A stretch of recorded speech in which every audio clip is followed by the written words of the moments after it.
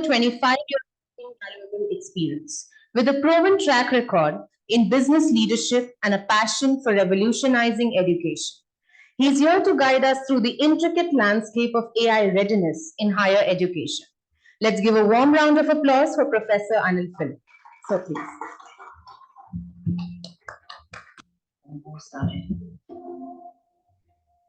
They protected me.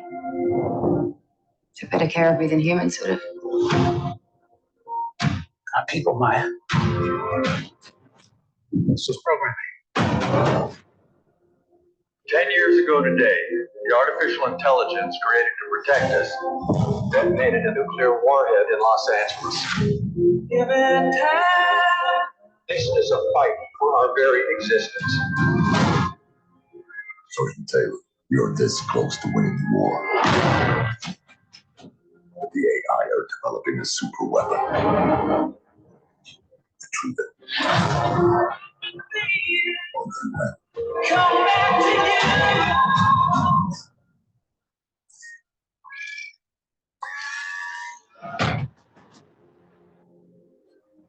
Did you locate the weapon? Yeah, it's just a kid.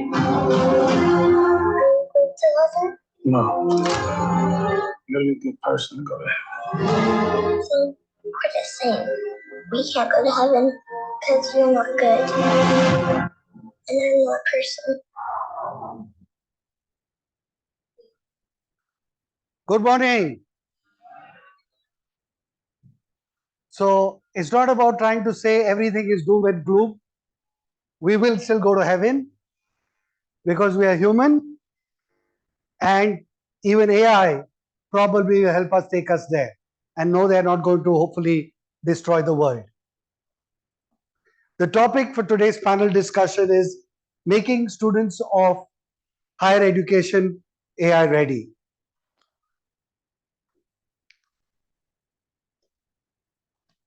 Wonderful. Technical glitch. So before deciding to play this video, I had an audio clip which I had received on WhatsApp. It was actually a song that was immortalized by the famous singer Mukesh, but now sung using AI by PM Modi. I thought I'll play that, but then I decided it's a choice I'll make, and I decided not to play it. But I wanted to tell you that it's probably a fan of Prime Minister Modi who decided to make that AI using his voice. Potentially harmless. But what if that same fan decides to extend it and say, let me create a deep fake of Prime Minister Modi, make this thing something like, you know, again, 2,500 rupee notes are being banned. Look at the chaos it can create in the country. Or the actress Rashmika Mandana, I'm sure, never wanted that deep fake created about her. That guy also was a fan. He was a BTech graduate. So where do you draw the line? Are we going to teach AI ethics, or is AI going to teach us ethics? That is one question that we will need to debate.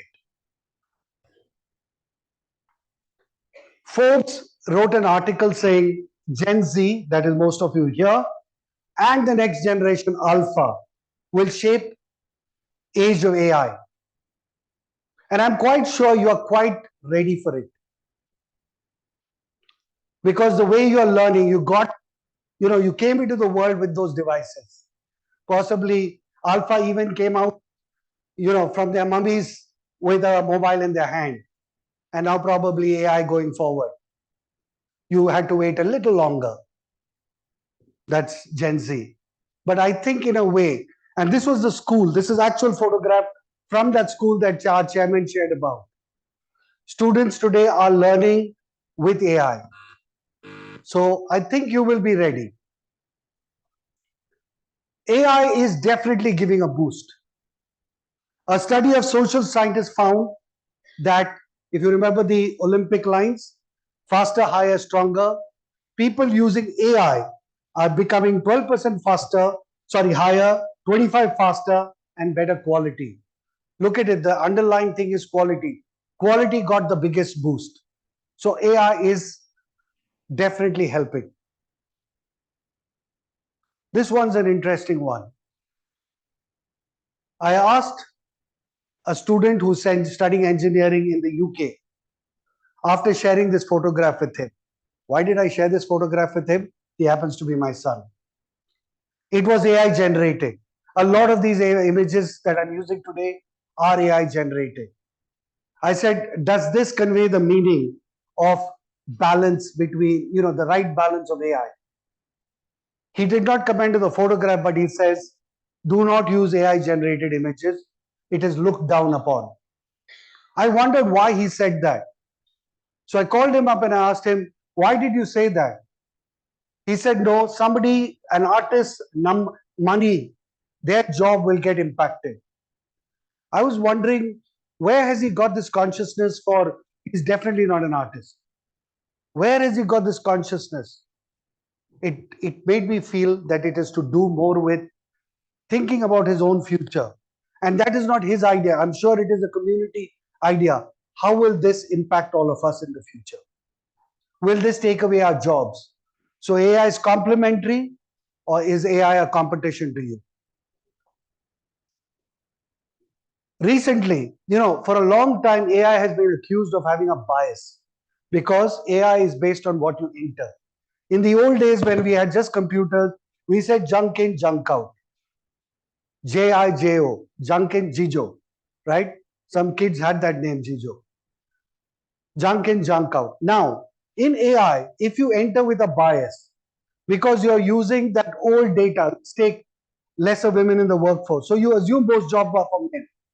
That creates a bias. You create the leaders as whites in America versus colored people. What does that do? It gives you a bias. So now teachers of AI started overcompensating. They said we have to.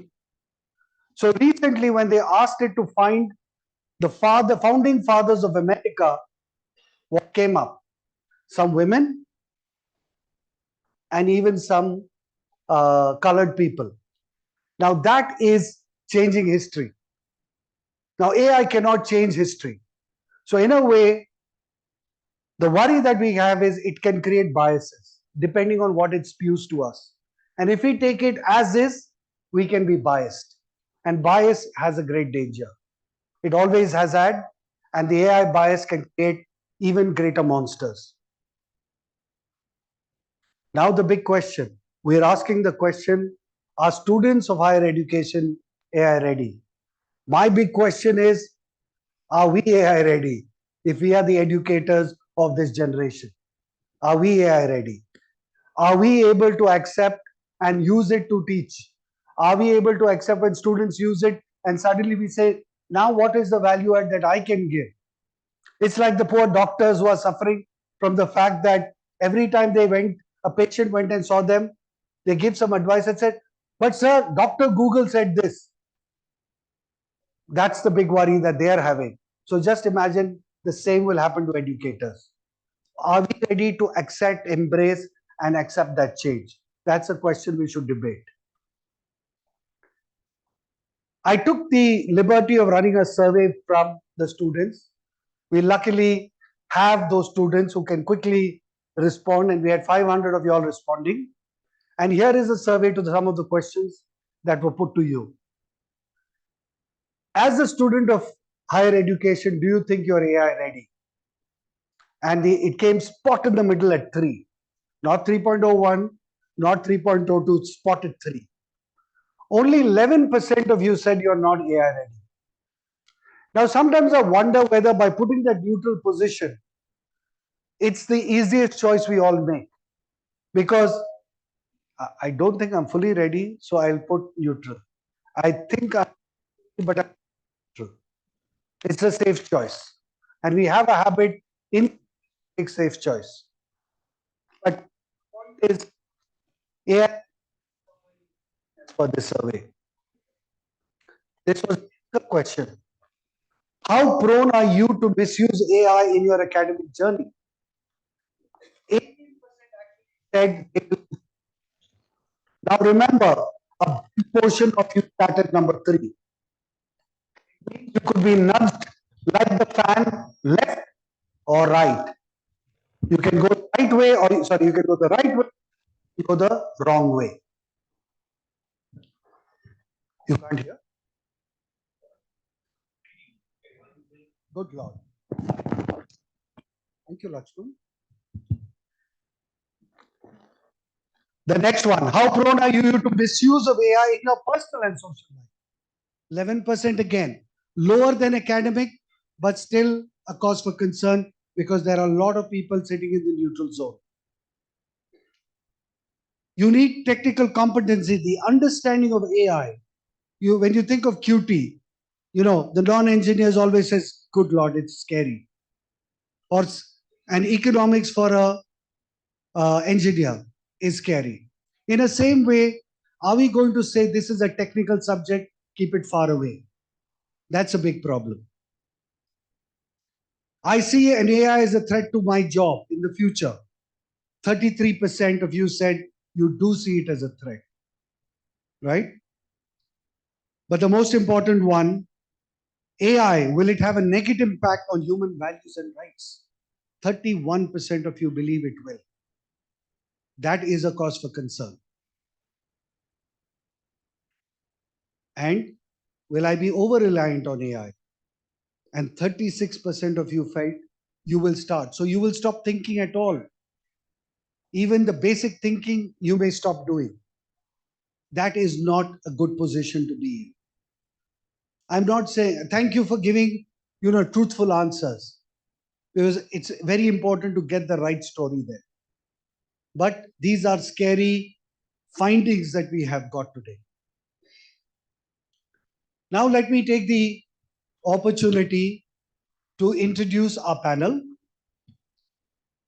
I have done it in two ways. I have generated a profile using AI. And I have then spoken to them and got something more. Right? Now, if there is anything that is said about your secret dark lives that has come out because of AI, please don't blame me.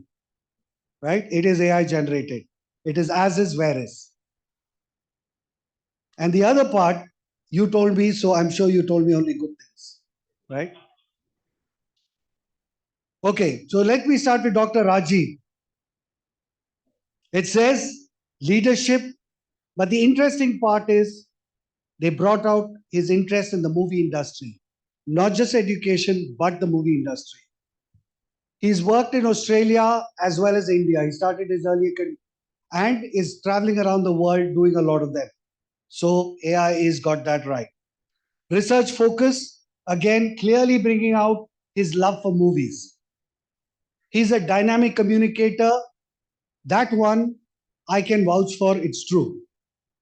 And passion for movies, so that movies is that common theme, right?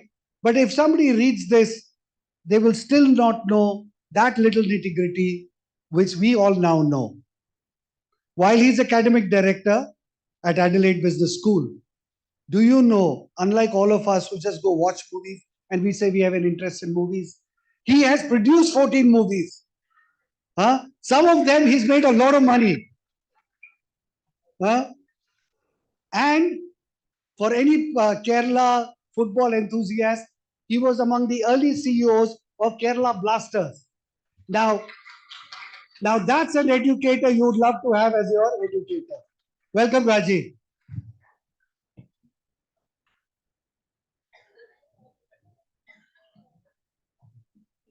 Welcome.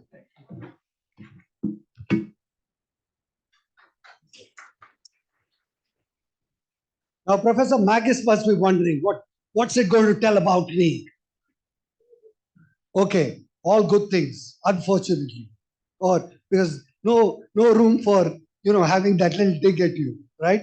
It's all about winning awards. She's won a lot of awards, whether it is in the ICMAS or Aptica. She is probably the most technical in terms of management information systems, having a lot of experience. Cybersecurity, all the words I was always scared of. I used to call myself, I still might call myself a PhD in engineering, which is passed with high difficulty. I'm sure you're not that. And she has a distinguished career of 27 years. Okay. Now, this is where I hope she will laugh. Because what it says is, she has a contagious laugh. So I'm hoping during the panel, one of us gets her to laugh and the whole room starts laughing. And she's known in Malaysian education circles as Dr. PhD number 1. Now, I don't know how many of the youngsters here know Govinda, but I'm sure everyone here knows Govinda, right? Now we have a producer, we have a story.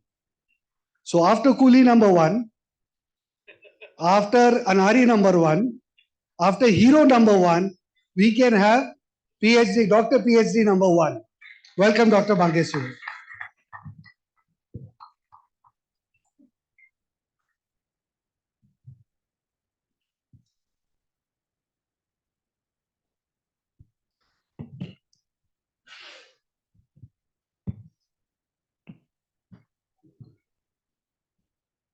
Welcome, thank you. And then, it's almost like from the movies. Quite often this name is Stephen Zhang, Dr. Stephen Zhang, sound has an eerie touch to it. But he is an entrepreneur. He's actually been more of an entrepreneur and then became an educationist. So a lot of his work is around entrepreneurship. That's his passion. He did a lot of work around COVID, and it's a lot to do with his real life experiences. And one more thing, he was the founding director of the Asia Pacific, again, Entrepreneurship and Innovation Society. So the underlying word for him is entrepreneurship. So what is it about entrepreneurs that stands out? They like to find new things. They like to meet new people. They like to discover not just themselves, but something new. And that comes out when you know that he is one person who's traveled 100 countries, meaning some of us will struggle counting till 100. He's traveled to 100 countries, and within that, he's gone to most parts of India, which most of us are thinking, putting it in our itinerary still. And he said that he did his undergrad projects, etc., in AI on face recognition. But he said it was at a time when it couldn't recognize Jack from Joe, right? So that was the time he did it. But therefore, one of the foremost people who worked on AI, Dr. Stephen Zhang. Please welcome.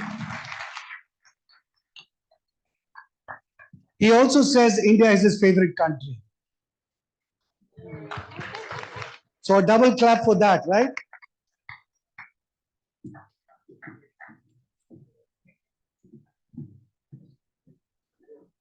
Thank you. All right, with that, let's get into the topic. So thank you all of you for being part of this panel. Anything you want to add about yourselves that, those dark secrets that will motivate not just the students, but everyone else? Anil, the AI forgot to mention about my handsome looks. Okay. You should have added that in. Maybe, Rajji, they were using the AI of Professor Stephen Stein. Maybe that's why they can't say handsome from not handsome. There you go. Okay. So, the first question that I have for the panel, and I'll start with Stephen Yu, but all of you please chip in. The first thing I asked is, are students of higher education AI ready? So my first question is, I think first we need to come to a common page. What does AI readiness, basis your own personal experience with your students, mean to you in the area of higher education? What would you define as being AI ready? Yeah, can you hear him? That's on. Yeah, now they. Is that on? Yeah. Okay. Yeah. So I guess that's a very good question, right? So when I just heard AI ready, right, and that's a question that puzzles me the most, right? And this is what academia is like, right? When we are thinking as academic, like the first thing we want to think about is how do we unpack like AI ready, because it can mean so many things, right? It can mean that you're AI ready in the sense that you're ready for the AI right now. It can also mean that you want the students to be AI ready when they are like entering the job market, maybe like 1 or 2 years for you from now. Or it can mean that it can mean that you want to be AI ready in 20 or 30 years. And these all mean different things, right? Because we train students and we want to think what is good for them in the long run, right? But then fundamentally, we also don't know what is AI like in the future. I think this is what I think one of the panel speakers spoke about yesterday, right? There's the co-evolution, is second order dynamics. Nobody can predict it. So when we don't know what that thing is, then how do we know if we can train people who are ready about it? And the other thing is that when we say AI ready, so what is that AI we are referring to, right? So the AI ready is the AI in the AI ready can refer to say recommender system, right? So when you're buying things online, when you buy from Amazon or you buy from whatever online shopping platform in India, all the way all the time you're using the recommender system because that's the advertisement that comes out based on what you have browsed. And the same thing goes with TikTok. The same thing goes with YouTube video. And I'm pretty sure like all of you use AI in that sense. And all of you are pretty ready. When I see like a kids with say 4 years old, when they're swiping left and right, that's giving data to AI. They're using AI and the AI is using that information for them to recommend to them what's the next video they want to watch. So they're very, very AI ready to certain parts of AI applications. But then when it's talking about say ChatGPT and popping and all that, maybe they're not as much AI ready. So I think there's a lot to unpack. I don't have an answer. I think what I'm trying to say is I don't have an answer. What it means to be AI ready, I think it has a lot of different facets. It has a lot of different dimensions, depending on what we mean by ready, depending on the timeline, and depending on what we mean by specific application of AI, right? So I think this is a very rich phenomenon, which I think hopefully the panel can illuminate a little bit more. Magus? All right. Thank you so much. Okay, so I asked this question AI ready to myself as well. But before myself, I asked the leaders in my university, right? Are we ready for AI and all that? So everybody have this feeling that that is a big elephant is there, white elephant is there that we need to address. So when we ask if it is readiness is there or what, everybody is very worried to give concrete answers. So just like our students here said, all neutral, right?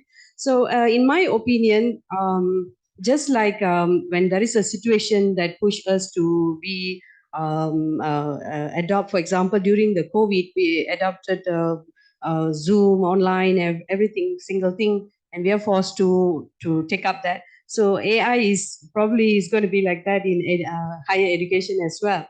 So for me, it is how AI is all about the challenges matched with AI capability. What is the solution AI can give us to challenges faced in the higher education, especially? Just like the curriculums are old, we don't have AI talents and whatnot. So based on the challenges, now we will look for AI solution, and that will solve the problem. Yes, we going towards it. And how ready we are, that's the question. So based on, again, initiatives in the higher education. Thank you. Thanks, and quickly I'll add to Magus' point. In January 2020, if in this room we ask the question, how many of you are Zoom ready? 90% would not even have heard about Zoom. June 2020, if we ask the same question, how many of you are Zoom experts? Most of us would have been experts because we've been living on Zoom. Second example, 20 years ago when I wanted to start my first business, my uncle asked me the question, are you ready for failure? I said, yes, I'm ready for failure. He said, okay, you look like you're ready, but I was absolutely not prepared for failure. I thought I was ready for failure because growing up in India, growing up in our education system, we are not trained to be prepared for failure. We are always trained to be successful, but not failure. So when I said I'm ready for failure, I thought, oh, but then the failure, when it hit me, it changed my entire perspective, but it did not change me. It changed my perspective, but not me as a person. So if the fundamentals of learning are in place, creativity, innovation is what we are teaching and what the students are there to gain, and they are AI ready. Because the technology or the science or technique of learning might change, but the aspiration to learn and aspiration to be creative and inquisitive, those are the fundamentals of learning. So all of us are ready for that. Perfect. You know, you touched on curriculum, and some years back or many years back, we brought in ethics into the curriculum. But when you said it came into the curriculum, it actually came in as a standalone subject. And therefore, there would be one lecturer who would have this ethics course, and they would go and sound like a priest, sorry, father, like a priest in church saying, do this and don't do this, right? Sorry, father. Yeah, I'll come for confession later. So if that is the case, we should ensure. So how do we make our curriculum using AI interdisciplinary? In the sense that just like in ethics, if I went to a marketing class, in marketing, we also had one section which says, this is an ethical question. In accounting particularly, where you can fudge the numbers, that's an ethical question. If we integrate it that way, ethics would have gone far greater than before. And in fact, this was one of the, and I'll come to that when we come to the ethics question. But therefore, if that's the case, how do we integrate it better into our curriculum such that it doesn't become like what ethics became? Thoughts? Anyone can start. You want to start or? Yes, sir. No, do you Or want to Rajiv start? used to. Yeah, sure. Yeah, so first, I think this is a very important question. And this is something I've been advocating for. When I was in the University of Sydney, I actually initiated a course which is called Responsible Innovation. So that's AI is for sure a big part of responsible innovation. And people now I think it's becoming a popular term called responsible AI. But of course, there's also responsibility issues in biotech, nanotech. There's a lot of technology which can pose risk to society and to different subhuman groups, right? So this is the thing about technology, right? Which is inherently powerful, but anything that is powerful can be used for good or for bad. And I think the particular challenge about responsibility or ethics in innovation and also AI in particular is that it is a little hard to pinpoint what is good and what is bad, what is right and what is wrong. Obviously, even in ethics, this is not always clear, right? A lot of time, we try to think, okay, there's a good answer, there's a bad answer, there's something right, there's something wrong, but a lot of time it's gray. And it depends on perspective. I think what I love about India is that you have a lot of philosophy, you have a lot of perspectives, and therefore you tend not to think as black or white. And this is particularly important in the case of innovation. And the challenge is that innovation is something that is new, right? So if it's something that is new, we don't know much about it. And therefore we are debating about the potential consequence, downside or upside that may or may not happen in future. Right. So this is something fundamentally important. I don't think I have a good answer. And what I try to do in the course, say, responsible innovation, is to at least let the students and let everybody be more aware of what could happen, so we can have a more informed, decision making and debate about it. So that's what I try to do. Right. That's what I can add. So if I take, Stephen, your point, and I think the topic, I think you take innovation, you said. Right. It's almost like an easier lending, AI lending into innovation, because AI itself is an innovation. So it's an easier job to do. But let's say if you have to teach it in accounting, or if you have to teach it in part of finance, how do we do that? Or, again, yours is again a technology subject, but I'm saying some of the, regular domain subjects. How do we integrate AI into those would be the bigger question.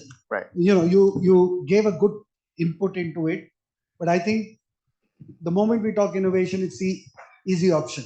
Right. I'll leave the second part to the rest of the panel.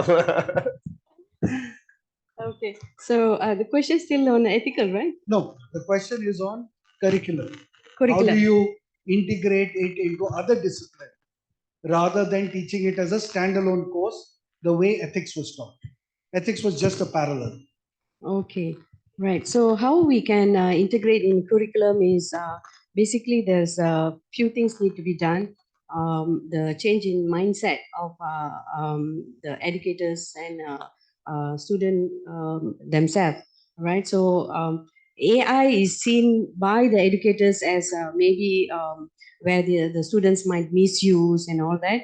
But we do have Turnitin, plagiarism check and all that. So all the assessments are now put into that. And yeah, in my university, AI percentage allowed is only 10%. So that way, the ethical part is taken care. So in the curriculum, what we need now is the educators need to have the talent built on what are the tools that will be suitable. But this may not be suitable for some bachelor degree like an accounting. Even during the COVID season, they still have very strict assessment where there's no online assessments allowed. So AI, we don't need to ask. Surely there's difficulty incorporating AI in accounting related or finance related. So I'm not an expert in that, but definitely in other assessment.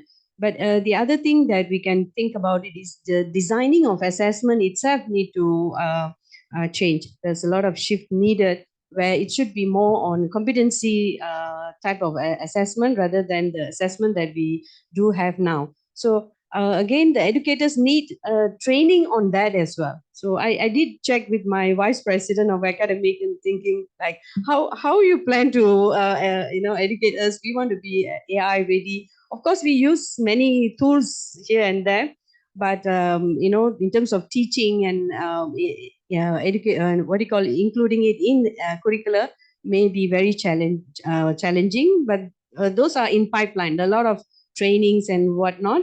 The other important initiatives that's being carried out in my university is adding more digital elements of infusing AI, blockchain, and fintech, and all this metaverse and all the mega trends that's coming out into a curriculum. That has already been done. So that's the first part of it. But the next level is more into AI tools for particular subjects based on their discipline. Thank you. Rajiv? Interesting point, because I used to have a colleague in a previous institution, a senior colleague, academic colleague. One day he came to me and said, Rajiv, it's been 7 years since I changed my PowerPoint slides. Oh, I thought he was joking first. He said, no, come have a look at it. I looked at it and he said, I don't change my PowerPoint slides because the students don't care. I just go and tell them what is there on the slides and they seem to take some notes and go on. I said, but isn't it unethical? No, I prepare it, but you don't change the material at all. So for someone who's in that situation, I mean, it's not the right way, obviously, but for someone in that situation, AI will show up that they are not current anymore, because the students will switch off and they have access to the information. This morning in Times of India, I was reading an article, very short article, saying yesterday for 14 hours, ChatGPT didn't work, I think. You read that? Yesterday for 14 hours, if you give any command to ChatGPT, it was giving out all gibberish, all wrong information. So I know Anil must have done this before yesterday, so that's why it's all good about it. Otherwise, it would have come very different. So then they came up with a statement saying that they were having some bug in the system, so they were trying to fix it. But the human ability to understand that gibberish is something which they have to learn. So if they come up with an answer, one of the student exercise which I did just for fun, not for assessment, asked the student to write an assignment completely with ChatGPT. And then I asked him to improve the assignment by asking ChatGPT to improve that assignment. He improved it. Okay, third step. Now you go and ask ChatGPT to assess that assignment. How many marks did he get for that assignment? 54 out of 100. So ChatGPT wrote the assignment, but ChatGPT decided that it's only worth just about a pass mark. So that shows, coming back, as an educator, we have to be smarter about using artificial intelligence and say it's a tool. It's not anything more than a tool. It's like Y2K problem. In 2000, everyone said the world is going to end because of Y2K. It didn't end. We still live. We are doing it. So it's a tool. That's my thought on it. Okay, but that's a great suggestion to all the faculty here. Huh? Don't bother about what is being used. Just get ChatGPT to evaluate. It will be a good balancer of the answers. Okay, so if we implement it to all the students, the idea came from. Now, so you touched both. I think everyone in a way touched on ethics. So I think it's a good lend into the ethics question. And even when you said you asked the students to do an ethics thing, and you said you check plagiarism and stuff like that. But that same social sciences study said that the moment ChatGPT or any AI tool is used, everything improves. And yesterday we heard that as long as it's augmenting, meaning who is there to judge ethics or non-ethics? In fact, with one of the speakers, while we were sitting yesterday, we spoke, and she mentioned that the thing about humans is ethics comes into play. I says the thing also about humans is unethical comes into play. You remember our conversation? So that's what makes us human. Some of us take the ethical route, some of us take the unethical route.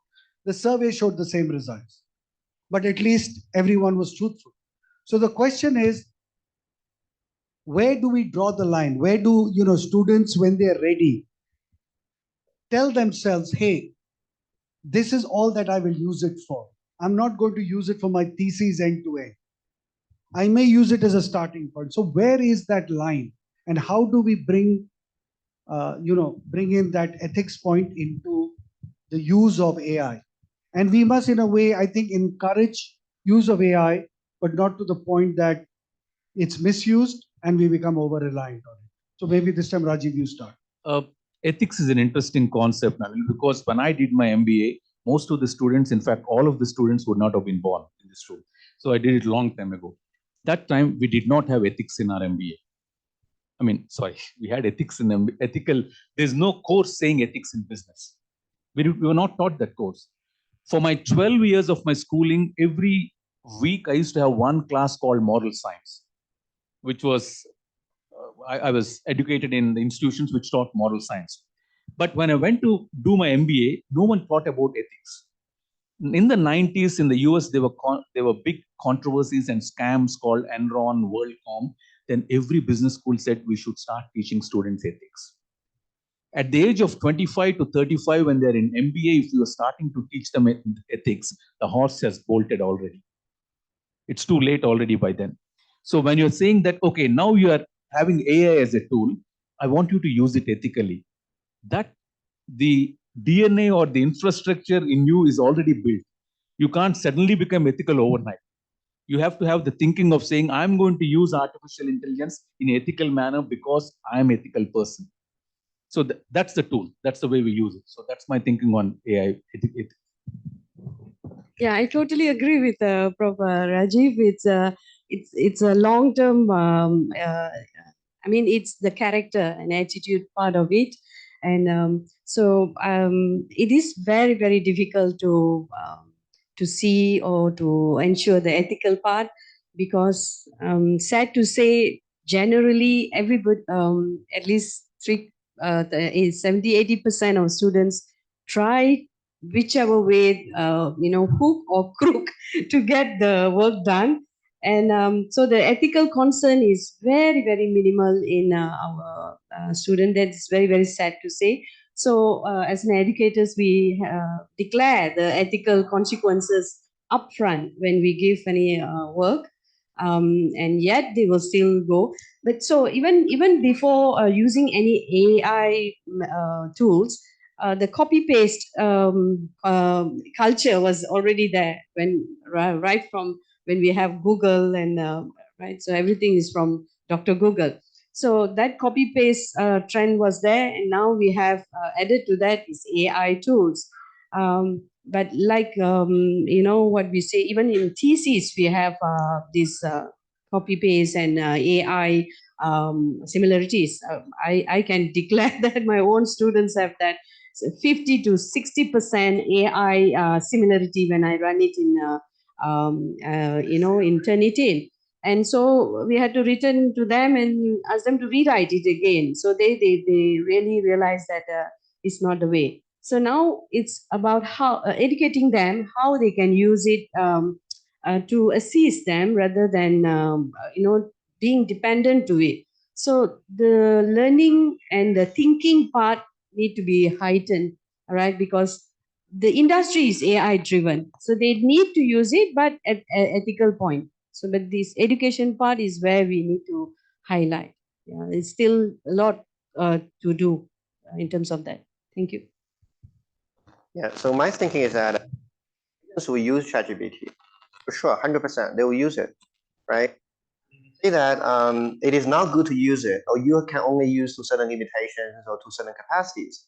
Then it is also unfair to the students who don't use it, right? Then there's the issue. I mean, that's another moral ethical dilemma, right? Which is equality, right? So why some students, when they break the rules, they use it, then they get better grades? They shouldn't, right? So I think students will use it, and there's nothing we can do about it. We can give whatever recommendations we can, but I think a more fundamental question is that maybe we want to think about how do we redesign, or like the different formats we assess the students. Let me give you one example, right? So I was teaching like a startup course last semester, and my startup class is very action-based. It's like students come in and then ask them to start a company. And not all students like it, right? A lot of students, they come in and say, I want to write a business plan because I won't do it, right? They just on paper. And they come to my class, they go, oh my gosh, Steven is asking us to start a class, and some students don't like it, and then in the end they fail, right? And when they fail in University of Adelaide, we have given them a replacement exam. And I'm always very open, right? And it's the first time I'm writing a replacement exam in University of Adelaide. So I ask the students, I say, what assignments do you want? Tell me, right? So like I have like a group of students who fail. I say, what do you prefer? And then I'll pick one, right? And you know what students said? Give me an assignment task, which is writing an essay. I was like, no, why do you want that? And the students are like, I can write 5,000 words. And I said, no, you can't do that. What about 50,000? What about 200,000? This is all because GPT. Now they're not afraid of writing.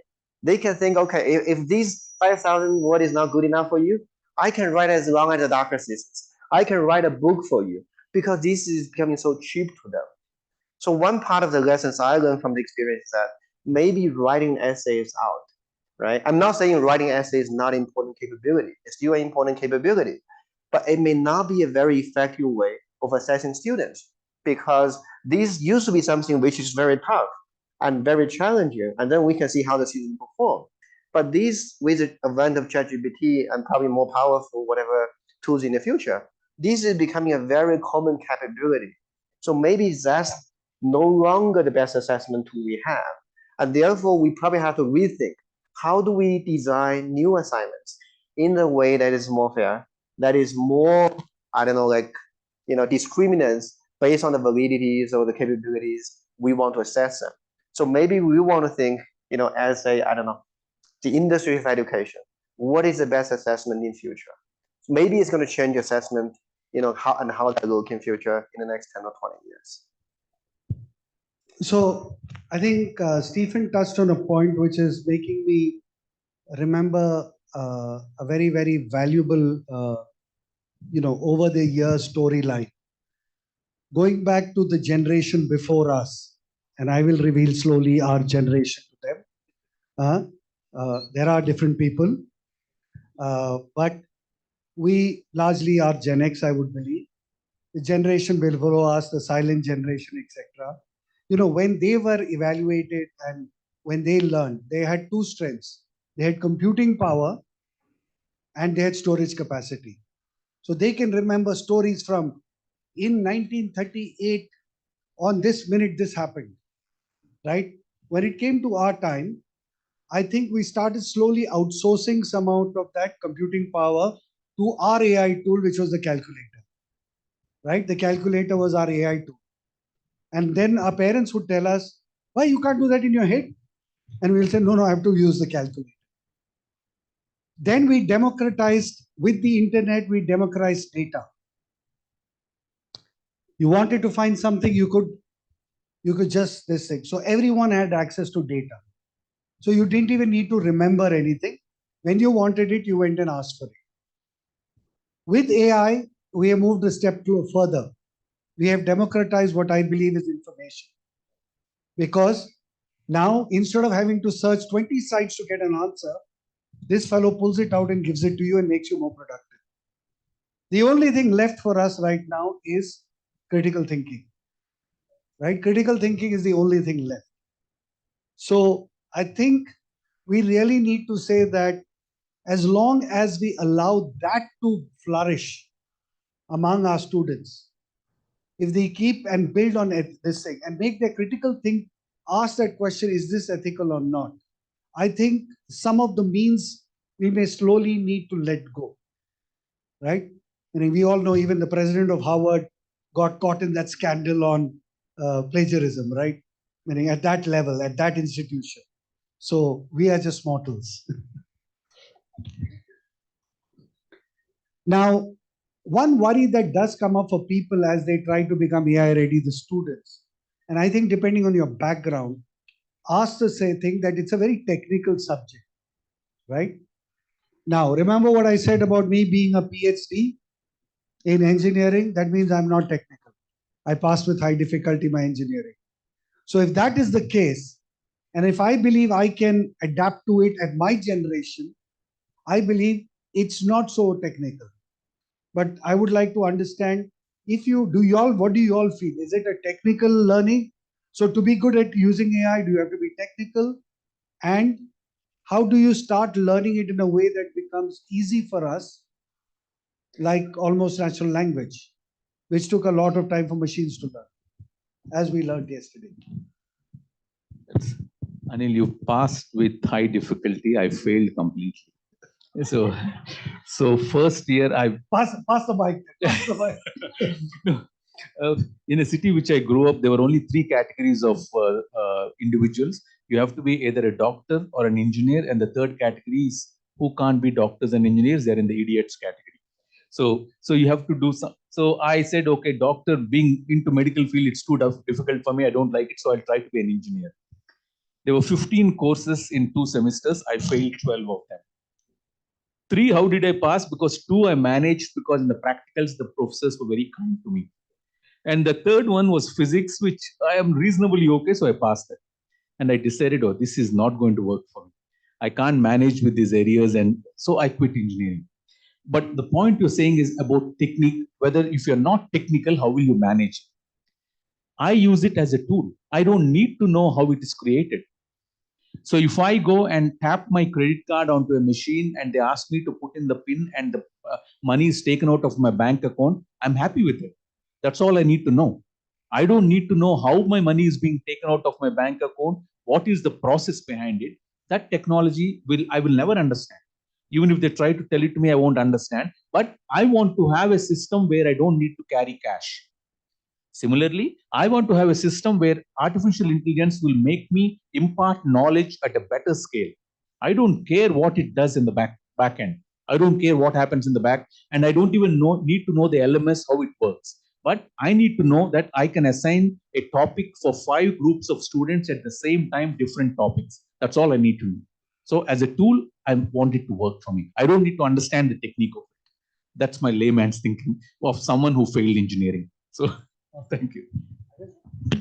Yeah, I totally agree with that point. I don't think we have to worry about the technical.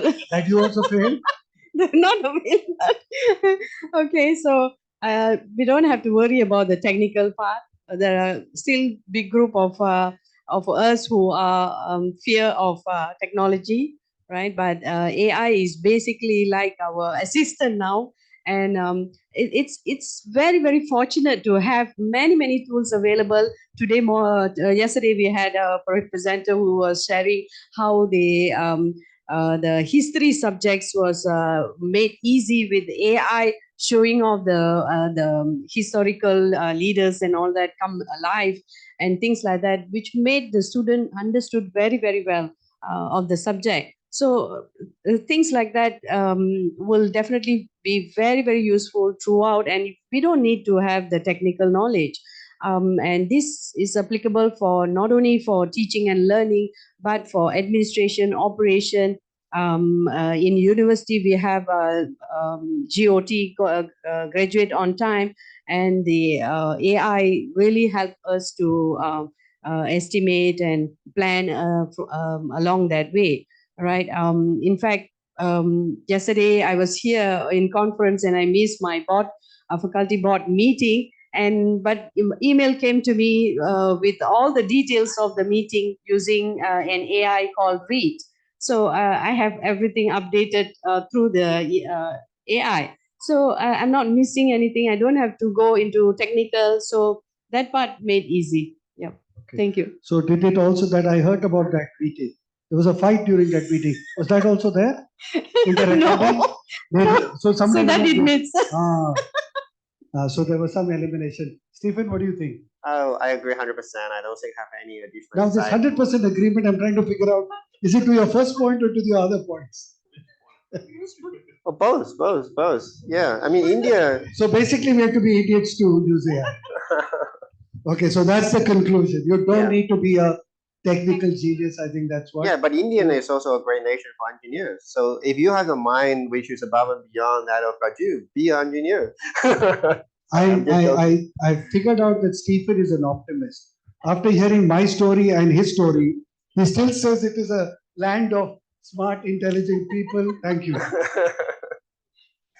Okay, now it's interesting. We are from 3 countries, right? Australia, Malaysia, and India. So my next question really lends itself well there. How can we collaborate globally to prepare students for an AI-driven world? And just as an added question, if you can give a response to how do we take this outside the classroom, the learning outside the classroom, rather than just make it about the classroom. Stephen, you No, want to no, start? go Or? Actually, I don't have a very good, answer, for that. I think the important thing with AI, I don't think it changes that dynamics, right? We always want our classroom to be open in that sense, right? We always want our classrooms to be, to occur in a way that, like things flow in and out of classes. I think AI may facilitate that to happen. And if that is the case, we want that to happen. But I don't think it changes the nature for that. That's always what we want, right? Like engagement in the industry, like we want to have people coming in, we want to have students going out. I think, with the advent of AI, I think that's going to be the same, right? And if AI can make that even better, I think that's all the merrier. Yeah, taking it to global level, the collaboration will be very, very helpful. So some of the activities could be exchange and student involving in global level AI projects. My own son, who had an exchange program for a year in UK, he went over there and he was involved in an AI project, developing robots and whatnot. He did engineering. So I think these are some of the activities that universities, higher educations can look for in terms of engaging and involving in AI projects. Thanks. That's going to be challenging, Anil, because collaboration for AI, especially we have still not got over the digital divide or the digital inequity or digital illiteracy in some parts of the world. So to bring all of them onto the same level of capability and understanding to handle AI is going to be challenging. So you'll have different clusters, some parts of the world where they're collaborating well to make AI as an enabling tool. Other parts of the world will still be trying to catch up. They'll still be trying to catch up. And I'm sure there are some parts of the world where they don't even use computers as frequently as other parts. So we're not going to have a global platform. We'll have different clusters working together, which will make use of AI in an efficient way. And that shows as an example to the laggards who might also get onto the train later. That's my thinking. Okay, so my final question, and this is the controversial question, which is 3 of us are Gen X. Stephen clarified to me his beta. Yeah, yet to come. Yet to come. Because Alpha has come, he said what comes after that? Beta. So I'm yet to come, right? So how are we going to really agree that, the students are going to use it? How ready are we to adapt to it and accept the fact, like the doctors, who get said, Google told me this. And they said, "Sir, ma'am, I don't think so. I got this from ChatGPT. I think you're talking rubbish." How willing are we accept that we can be wrong? And the very fact that we may be less technology savvy than them, and therefore we lag. How are we going to cope to that world? Yeah, maybe lady first this time. Yeah, all right. Very good question. So I have an instance where, on research, when we search in ChatGPT gave some of the papers that had similar research or whatnot. And when I searched, I could not trace such paper. So what it happened is it just combined some names and some titles, and together it made up a paper.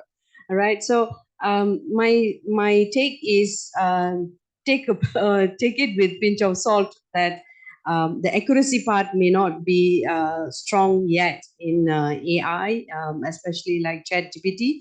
So it's good to have evidence to support, if at all we are taking some contents from ChatGPT or any other tools. So as an educator, this is what I always tell my students. Just like what we can say our opinions. So ChatGPT is trying to get it from opinions or database that it has. All right. So again, you have to bring in the evidence to ensure that you are conveying the right information. That's very important. Information is a lot, but getting the accurate information, that's key. And second is the mindset of learning is lifelong, and ethics is a key for everything in part of life. Yeah, so that's all my take. Thanks.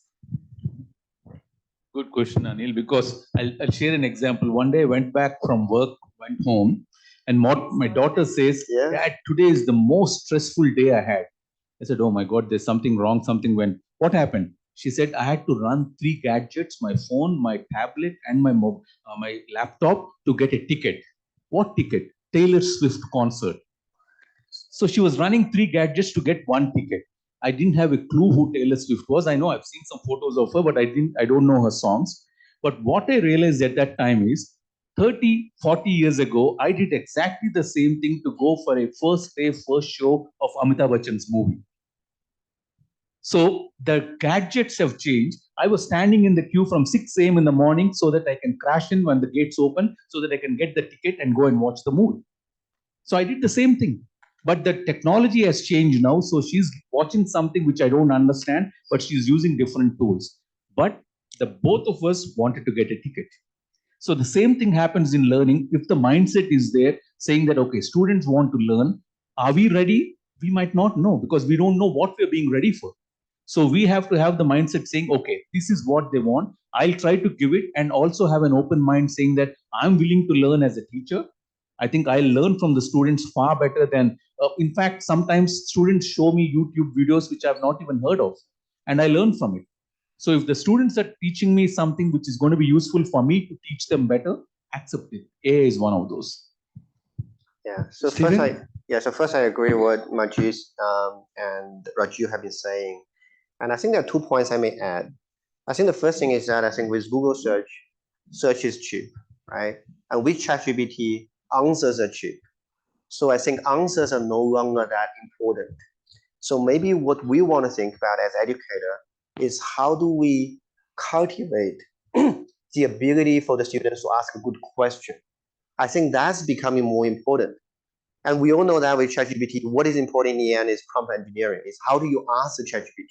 Because the answer is so cheap. We can put a multiple choice question into ChatGPT, and ChatGPT can give us an answer, right? And it can say whether this is right or this is wrong. So this is my take. I think with ChatGPT and potentially more powerful AI in the future, answers are very, very cheap, right? So before, answers is very valuable, information is very valuable because it's so hard to get information. But now information is so abundant, it's so cheap. So I think answers is not very important. So we shouldn't train as much as what we did before on the problem, on the student's ability to solve a question, to give an answer. So giving an answer is less important than asking a good question.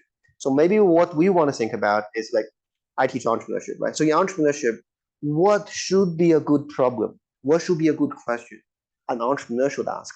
So in accounting, for an accountant, what kind of problem is a good problem for an accountant to think about, right? So I think that's I think the first thing I would add, in addition to Rajiv and Maggie's point.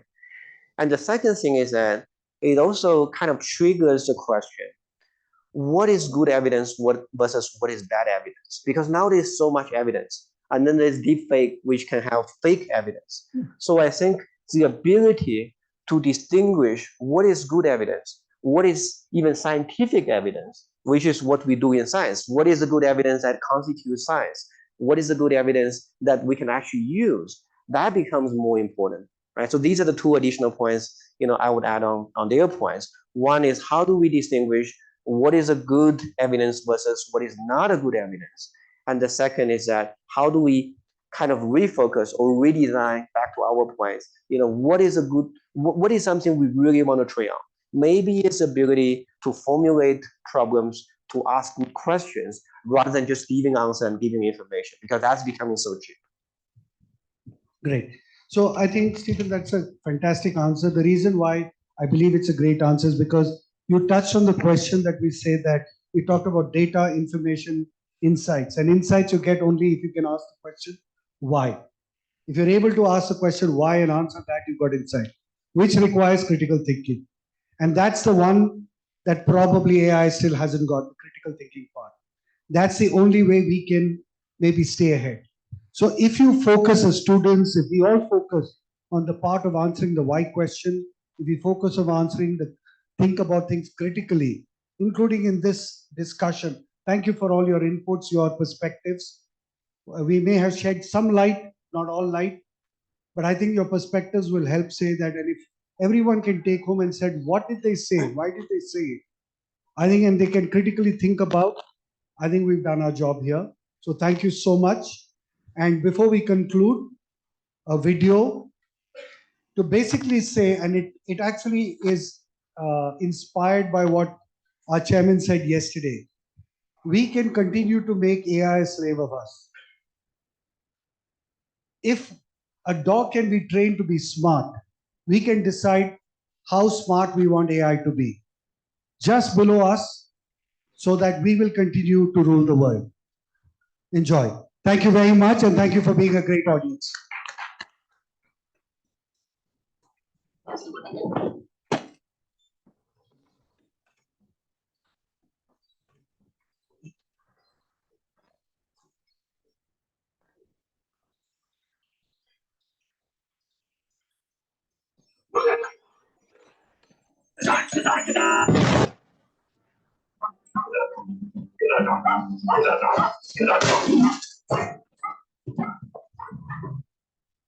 Thank you very much.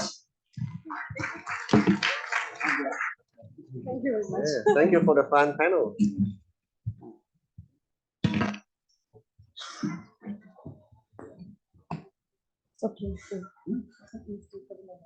Okay, sorry. I request the panelists and Professor Anil Philip to kindly stay back. You'll need to come back. The AIs want to, I don't know whether it's a bomb or what, but there's something. Now I would like to request Anil sir to kindly present a token of appreciation to our esteemed panelists. First up, we have Dr. Mageshwari Dorasamy.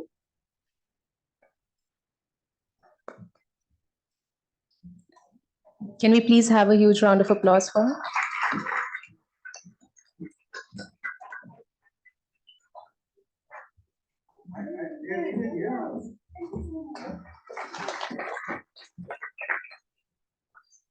Next, we have Professor Stephen Zhang.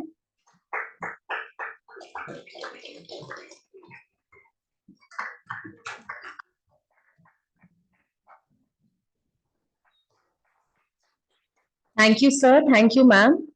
And now I would also request Anil sir to kindly present the memento to our esteemed jury members. Firstly, I request Professor Vishnu to come up on stage.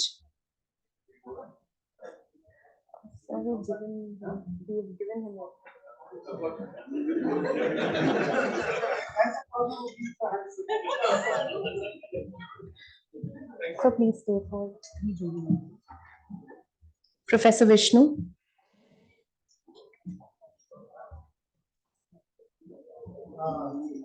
Noel, why don't you also come up?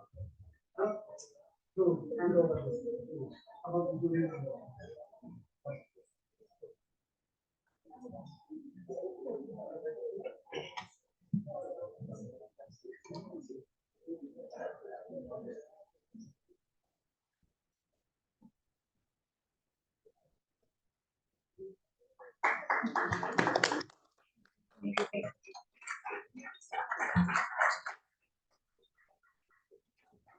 Next, we have Professor Devakaran.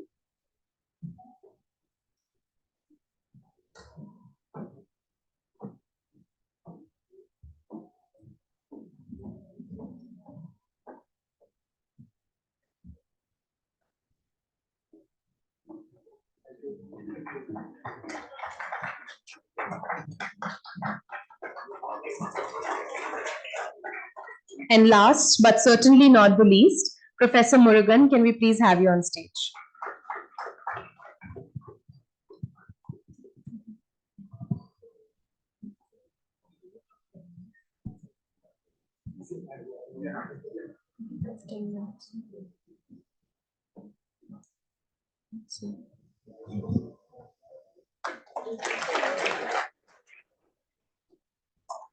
Thank you so much, sir.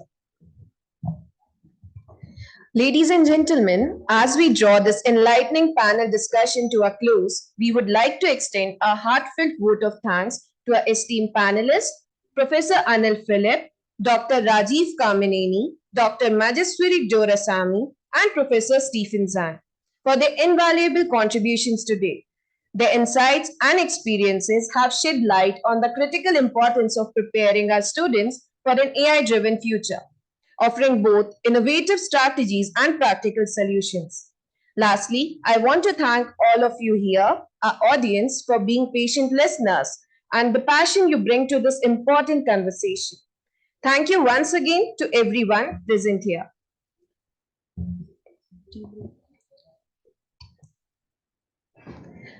There's a break for 10 minutes. The next session will commence at 12:15.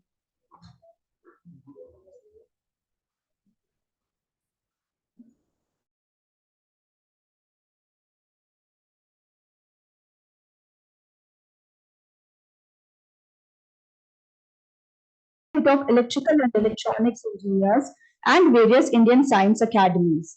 His insights will be invaluable as we explore the challenges educators face in meeting industry expectations. Welcome, Professor Vishwanathan. Next, we have with us Professor P. Srinivasakumar, a distinguished faculty member in the Department of Computer Science and Engineering at IIT Madras. With a rich academic background, including a bachelor's degree from SVUCE and PhD from IISc Bangalore, he brings extensive experience from ISRO and Center for Development of Advanced Computing. Professor Kumar's research spans database systems, ontologies, semantic web mining, and parallel computing with a focus on knowledge representation and applied ontologies. Notably, he is known for his work in various domains, from automatic question generation to software engineering. His popular NPTEL course, From Introduction to Database Systems, reflects his expertise and dedication to education. Welcome, Professor Kumar. Next up, please welcome Dr. Maniam Kalyanan, Associate Dean and Professor of Human Resource Management at University of Nottingham, Malaysia. With extensive experience, Dr. Kalyanan teaches diverse modules from tourism management to leadership and change. His research spans HRM, talent and knowledge management, and public sector economics with publications in renowned journals and conferences. Let's invite him to share his expertise in bridging academia and industry in HRM education. Welcome, Dr. Kalyanan. Next up, we have Dr. Galina Kogut, a prominent researcher at the National Institute of Education, Singapore, and a PhD graduate from Nanyang Technological University. With expertise in linguistics education, digital pedagogy, and cross-cultural understanding, she is known for her work on AI integration in teaching. Dr. Kogut is also an accomplished author and cultural advocate, serving as president of the Ukrainian Club in Singapore and founder of the Ukrainian Language School. Welcome, Dr. Kogut. The panel is now open for discussion. Please note, this session will be followed by a Q&A round for about 10 minutes. Hence, all are requested to be attentive and be prepared with questions. Now, without further ado, I welcome the chairperson, Professor N. Vishwanathan, to set the context for the session. Sir, please.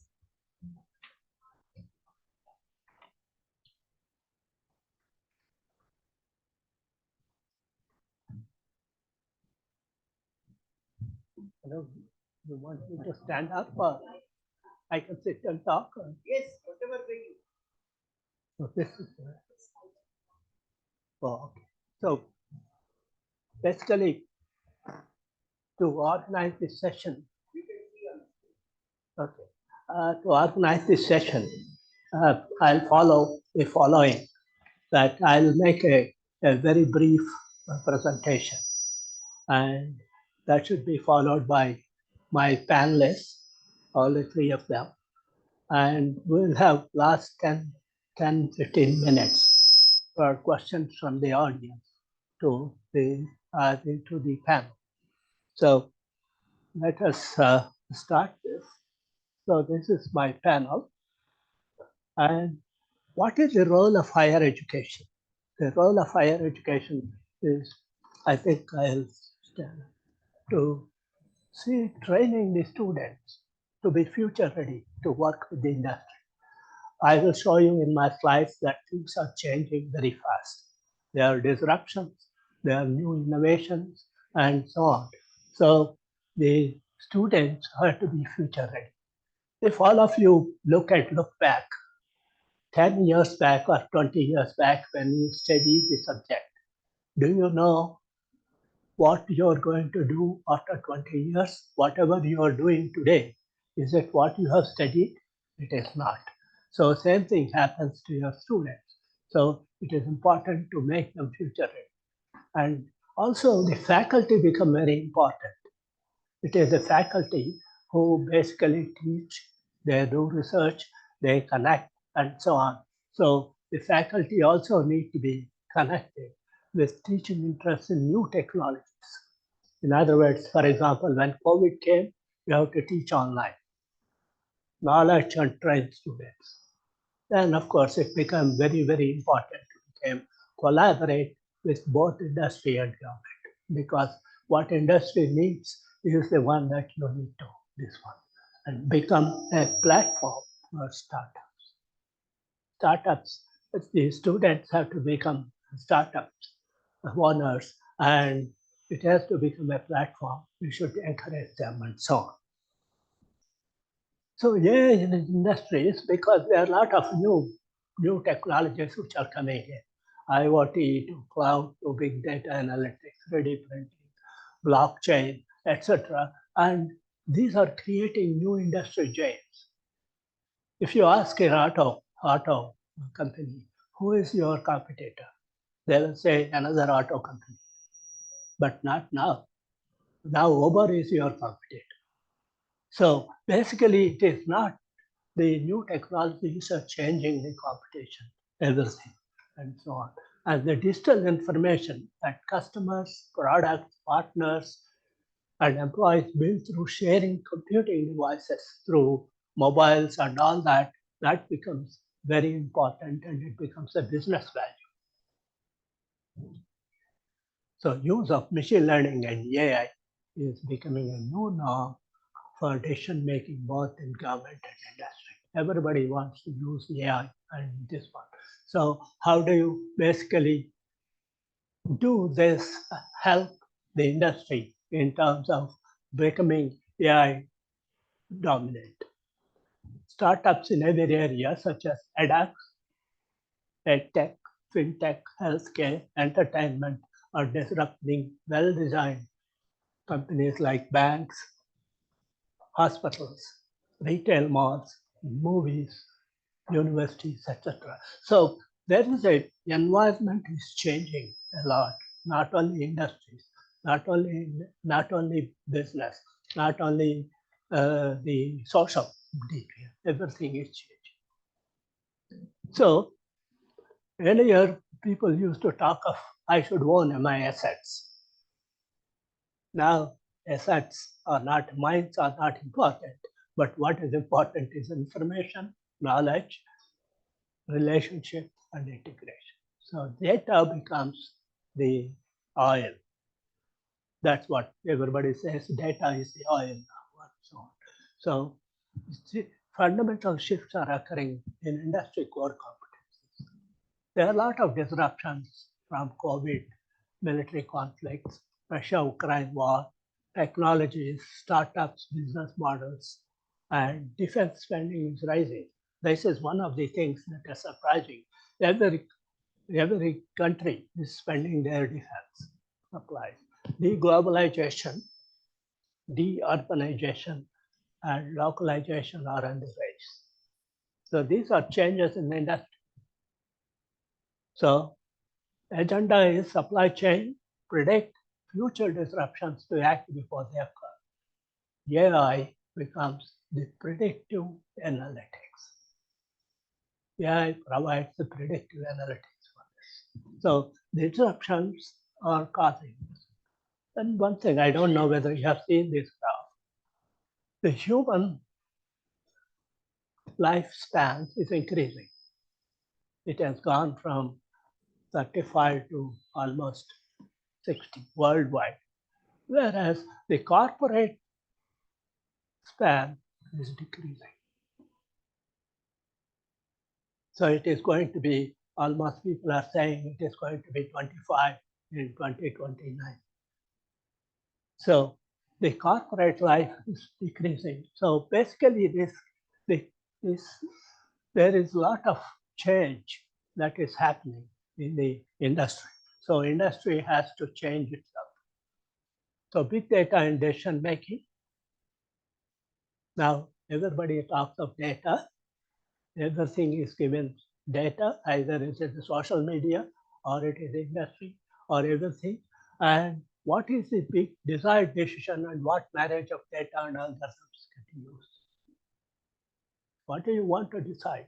You want to decide which supplier to select for your manufacturing, or you want to decide how much inventory you want to keep in your stocks or whatever. So whatever you want to do, you require the decision, the big data, what is needed. And data in olden days used to be numerical. That means if an inventory, how much inventory should I keep next week? It depends on the sales on the last week. But now it all depends on the social media, what people are saying, what are going to be the future, this one and so on. The big question is, what data from suppliers, customers, governments, and local environment should one collect and analyze? What data should I analyze? That becomes a big question. And vetting data, cleaning data, validating the data, and working through data becomes a really crux of what has to happen. So, for example, if you take an aircraft, if you say aircraft has an engine, and the engine maintenance is basically is done by the maintenance people, and it is maintained either every 3 months. They stop at doing something, but now the maintenance crews, the aircraft will tell the maintenance crews the aircraft subsystems and give real-time information to help aircraft operations. So in other words, the aircraft engine has all these IoT devices which will tell what is happening and so on. And similarly about human bodies and so on. So there are a lot of things that are happening in the big data decision making. So descriptive analytics This is my last slide, where enables organizations to learn from their past. That's what happens with ChatGPT and all that. ChatGPT, everybody says, so it is not giving me good results. That's because it takes data from which is 2 years old. Predictive analytics is a technique that uses past data trends to predict what is going to happen. And prescriptive analytics, its question is what should happen and how to influence it. That is the future ready and so on. So surviving in a world of disruptions and rapidly developing technologies. That is what needed. That's what my presentation says. Today's youngsters are likely to be employed in roles that do not exist now. Responding to unanticipated societal challenges and using unimaginable technologies. All of us use a cell phone. When I ask people after 10 years, what are you going to do? Are you still going to use cell phone? God knows. So basically, so youngsters are to be future ready to cross the big divide. That's the big divide. So I think this is the education institutions' responsibility to train them to be future ready. You need not have to teach everything. You have to tell them, look, things are going to change. Be ready for the change. So with this, I will now invite my speakers to talk about to give their address. And the first speaker is this one. She is going to talk on education and artificial intelligence, critical and university approach, a critical and university approach. So she is a professor from, you can introduce yourself. Yes. Hear me? All right. Thank you so much, Professor, for the introduction and for your presentation. Thanks for giving me a word. So I am Dr. Galina. I come from Singapore, from the Nanyang Technological University. Before I tell you a bit more about the state with the AI and the university a little bit briefly, I just wanted to give some of my reflections based on this, emergence into the atmosphere of AI and education, and the students and all the professors. We have been discussing this topic for 2 days.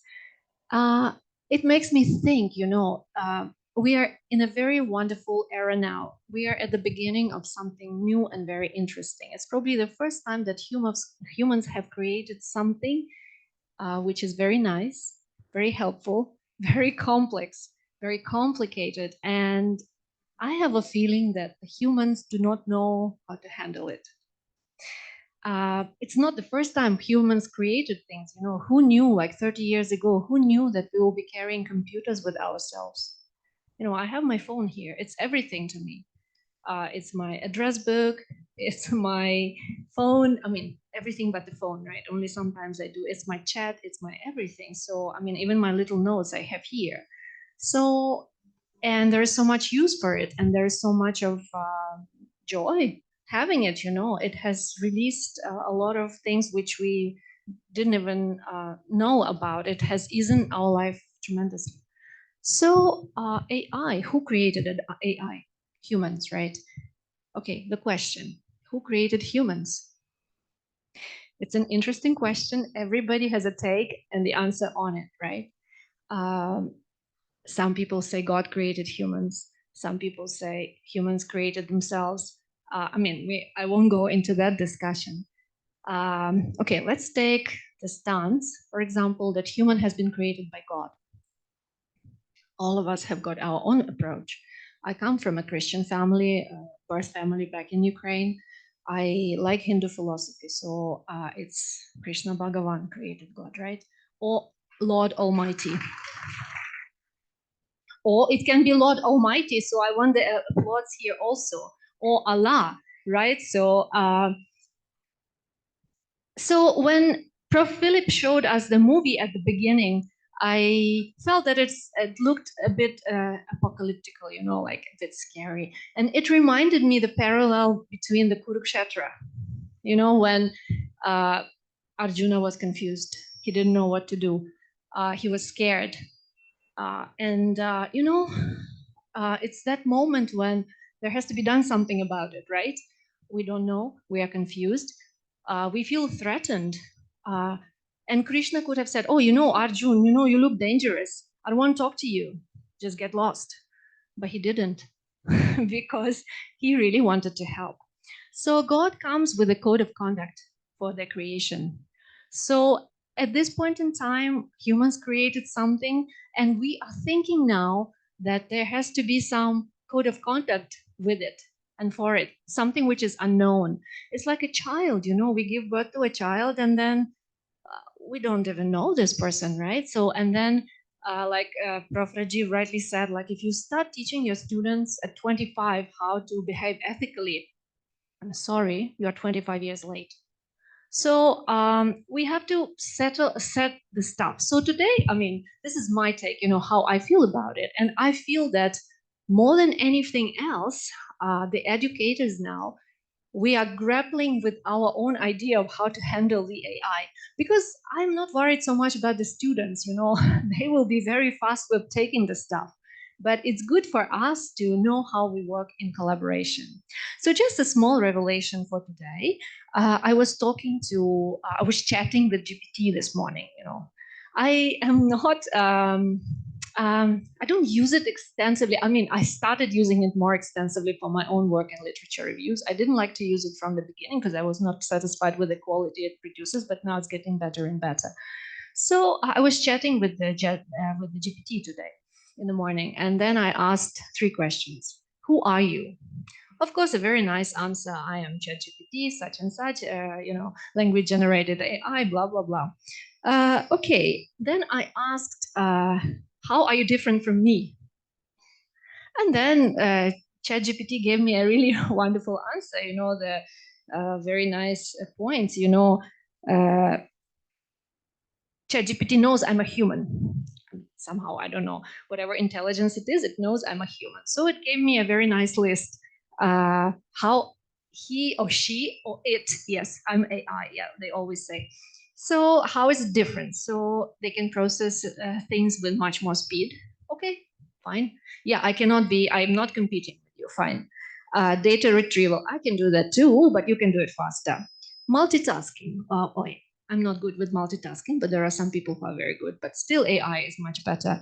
Accuracy, okay. So I'm like taking a critical approach at what AI is telling me. So accuracy, fine, very good. You will compare the stuff, the data and all, but I'm still doubting, you know, how do I know that what you're giving me for my citations and all, is it accurate? So I still have to check with that, you know, you have to take everything with a pinch of salt.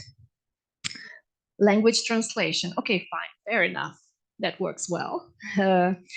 Consistency, okay, they don't get tired, you know, for many hours. They can just answer your questions. Humans can't do that.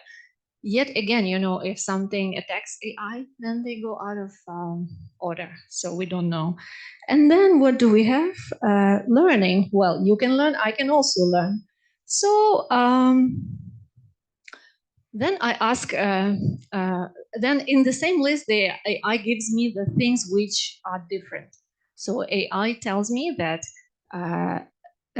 humans have creativity, empathy, and emotional intelligence. So this is something which we differ, but do we really, you know? So this is something we have to think about. So before we go, you know, and work with our students, we have to settle these questions for ourselves. And the third question which I asked AI was, who am I?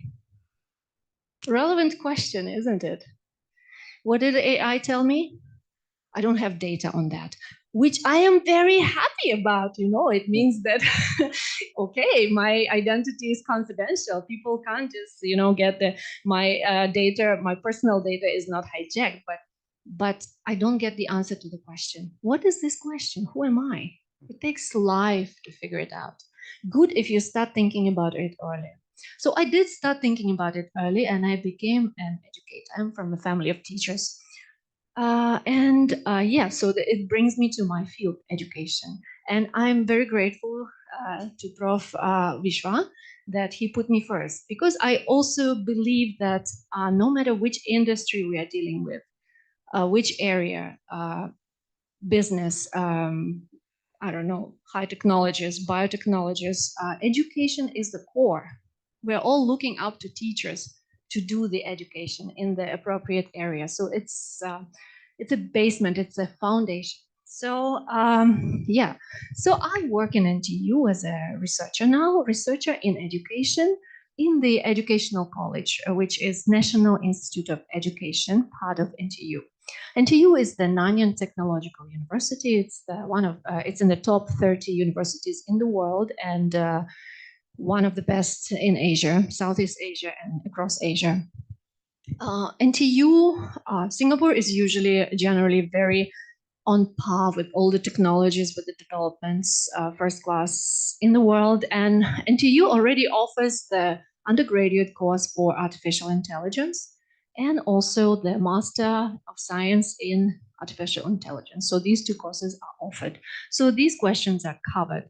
I won't be the ChatGPT here. I won't be giving the information about what is offered there. So anybody can just Google and see. So education. There are no courses for that in the National Institute of Education. So how do I see education? We have, in our university, we have teaching component, and we have the research component. So, and we do research in both education and the industries.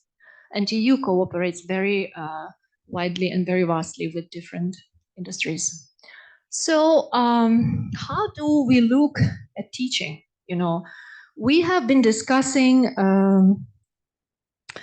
so let me just, we have been discussing how do we do the assessments, right? Somehow I've been listening to the presentations,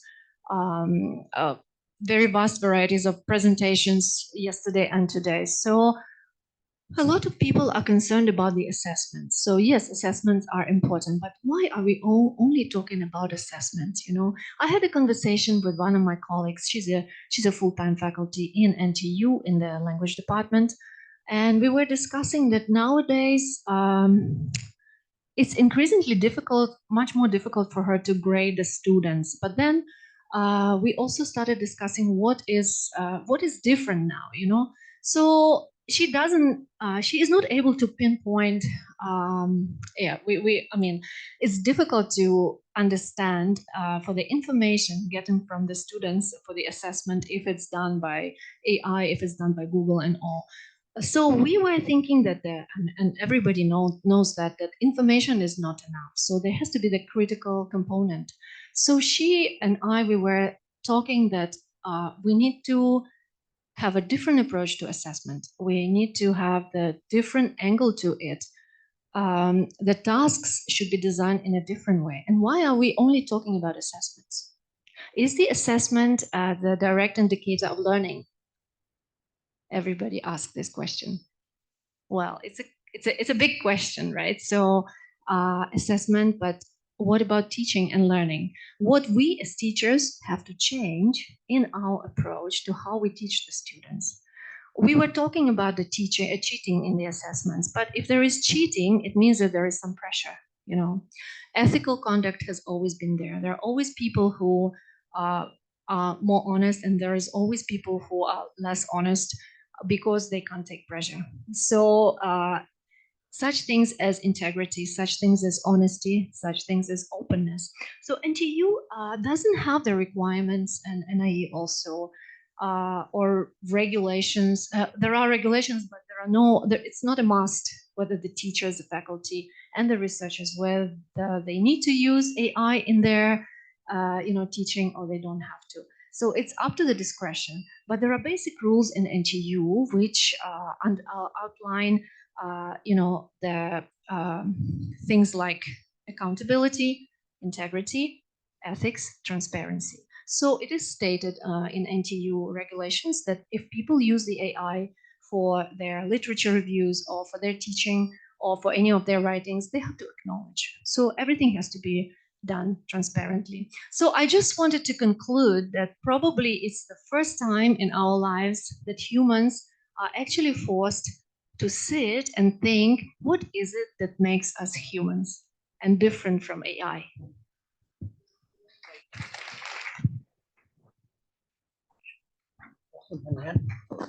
Thank you, Prof. Thank you very much. Nice to have all of us here. Last night, Tilak is here. Where's Tilak? He fetched me from airport, the MBA student, and Tilak asked me this question, which made me think, and I thought it's worth sharing with all of us today. He said, sir, I'm doing my MBA, I'm from Chennai. Now I hear this AI and all that. I'm getting very worried, he told me. I said, why, Tilak? Will I be obsolete in the industry? Will the industry wants me? Because I'm spending so much money, 2 years of my life, doing MBA. If AI can do all the managers' thinking and decision making, then why am I doing MBA for? So that made me really think, right? Like big hit on me. I'm an educator teaching MBA students back home in my university, right? I'm sure my students have the same question, but they didn't ask me. They asked me the question. So I would like to address that portion of it. As educators, what is our role? My son came to me, my second son doing accounting. He said, Papa, I don't go for this class, Papa. I said, why? Papa, ChatGPT and YouTube's give me better lecture than my lecturer.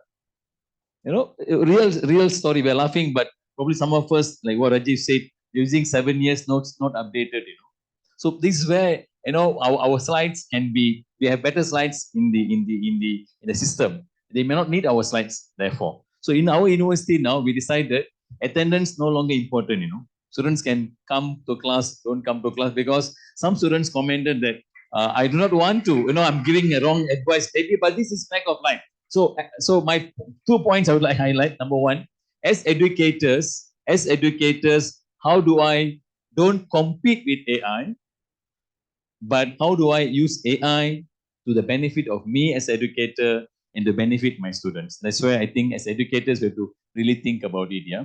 And I'm a HR person. I mean, I don't really buy in technology. I feel I need to be in the class to talk to my students, to engage them, right? But of course, I use technology to complement my teaching, right? Technology cannot do my teaching. I think I'm a better teacher than technology. So that is the first challenge as educators. How do we engage our students and make them realize that they have to come to class, because as an educator, my professor is going to give me more than what AI can probably give me. That's the first challenge as an educator. Second point, industry expectations. I don't think at any point in time as educator, I can satisfy industry's expectation. Industry always on a blaming mode, right? Unemployment rate very high, educators not doing good job. That's industry perspective. Your graduates can't think. Your graduates cannot communicate. They're always on a blaming mode. So what I do in my teaching in MBA courses in Malaysia and Singapore as well, campus Singapore as well. So I try to don't compete industry. I don't go and fight with them. I bring industry to my class. So an example to quote, when I teach HR module MBA, I bring HR guys from industry. Can you please come and tell me in my class as part of the case study to my students, what problem are you really facing in HR in your organization? Let my students solve your problem. So that's how I bring industry to me. And I get industry players to come to my classroom. I work with them. So my point is very simple. As an educator, I have to think smarter than AI. I have no choice. Otherwise, I become irrelevant. In a class of 80 students, if I see only 20 students sitting there, I think something is not right with me as an educator. That is my take on it. Right? So I have to be very creative. I have to be smarter than AI. Number two, I do not want to compete with anybody. I want to collaborate with everyone. I see AI, I see technology not as substituting me, but I see them as complementing me in my teaching, right? And one point is now about ethics, right? A very interesting point about ethics, right? So now we have to teach ethics ethically. That's a challenge. So many of us teaching ethics unethically. That's a problem we are facing. So we have to really, educate. I explained this one. This particular dean of a business school, not my university, different university, he gave a New Year speech. And this guy, we all know he can't speak good English. He can't really converse well in English. In that particular speech, he gave an excellent speech to a group of students and faculties. Everybody start thinking, this guy, that is not his text, He was giving a perfect speech. And then they found out, students are very smart, they found out the text was actually taken from ChatGPT. ChatGPT actually wrote a New Year's speech for a dean. So now this example is a bad example because if my dean can do that, then why are you stopping me from using ChatGPT to answer my assignment assessment questions, right? And I like the point that I think Stephen mentioned just now. I less concerned about answers nowadays.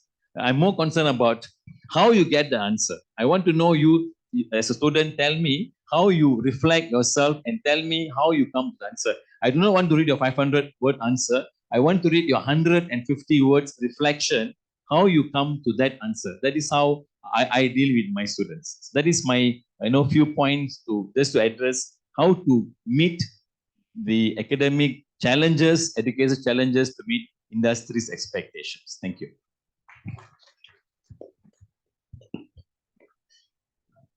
Yeah. Can you hear me? Yeah, so I'm Srinivasa Kumar.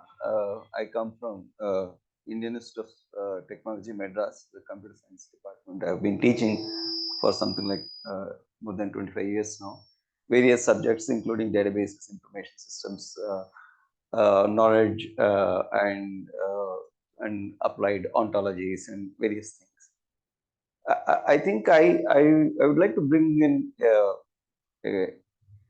a completely slightly different kind of a perspective to this discussion. There is the current scenario about the generative AI and in general the AI tools is, in my opinion, is a little bit hyped up, and I will tell you why I think like that. And then one of the challenges that we as educators will find is to also kind of temper this expectations about AI in the industry, and also properly kind of educate the students as to how exactly this technology needs to be used. So let me kind of elaborate on some of these points that I'm talking about. So, so it's, of course, there are very, very good positive aspects about the current technology, which is AI and also what is now called as generative AI. I don't know whether, I mean, you might not have not know the most recent announcement in this field is Gemini from Google, and about a couple of hours back, Google stopped their surveys about generating images from text, and then they kind of suspended that task. And the reason why it happened is that the AI was generating socially unacceptable situations. Okay, so while it is very good at things that you can don't have specific kind of measures to kind of measure and then decide. Like, for example, a piece of music can be generated, and then people will appreciate it, some people will like it, some people may not like it. It's okay. But then if you ask it to give a a specific answer for a mathematical question, and if it gets it wrong, then that you can clearly figure out that there is something wrong here, right? So that is the one of the challenges that the technology is now facing, in the sense that the technology does not know what it does not know. That is the one of the fundamental issues that as people who have been involved in these things, we can appreciate that. So I would want to temper the expectations of the industry in that sense that there is a responsibility to kind of use these tools in a certain way. So it needs to be verified. What it generates needs to be verified, and in order to kind of verify that, you should be equally knowledgeable about what you have asked.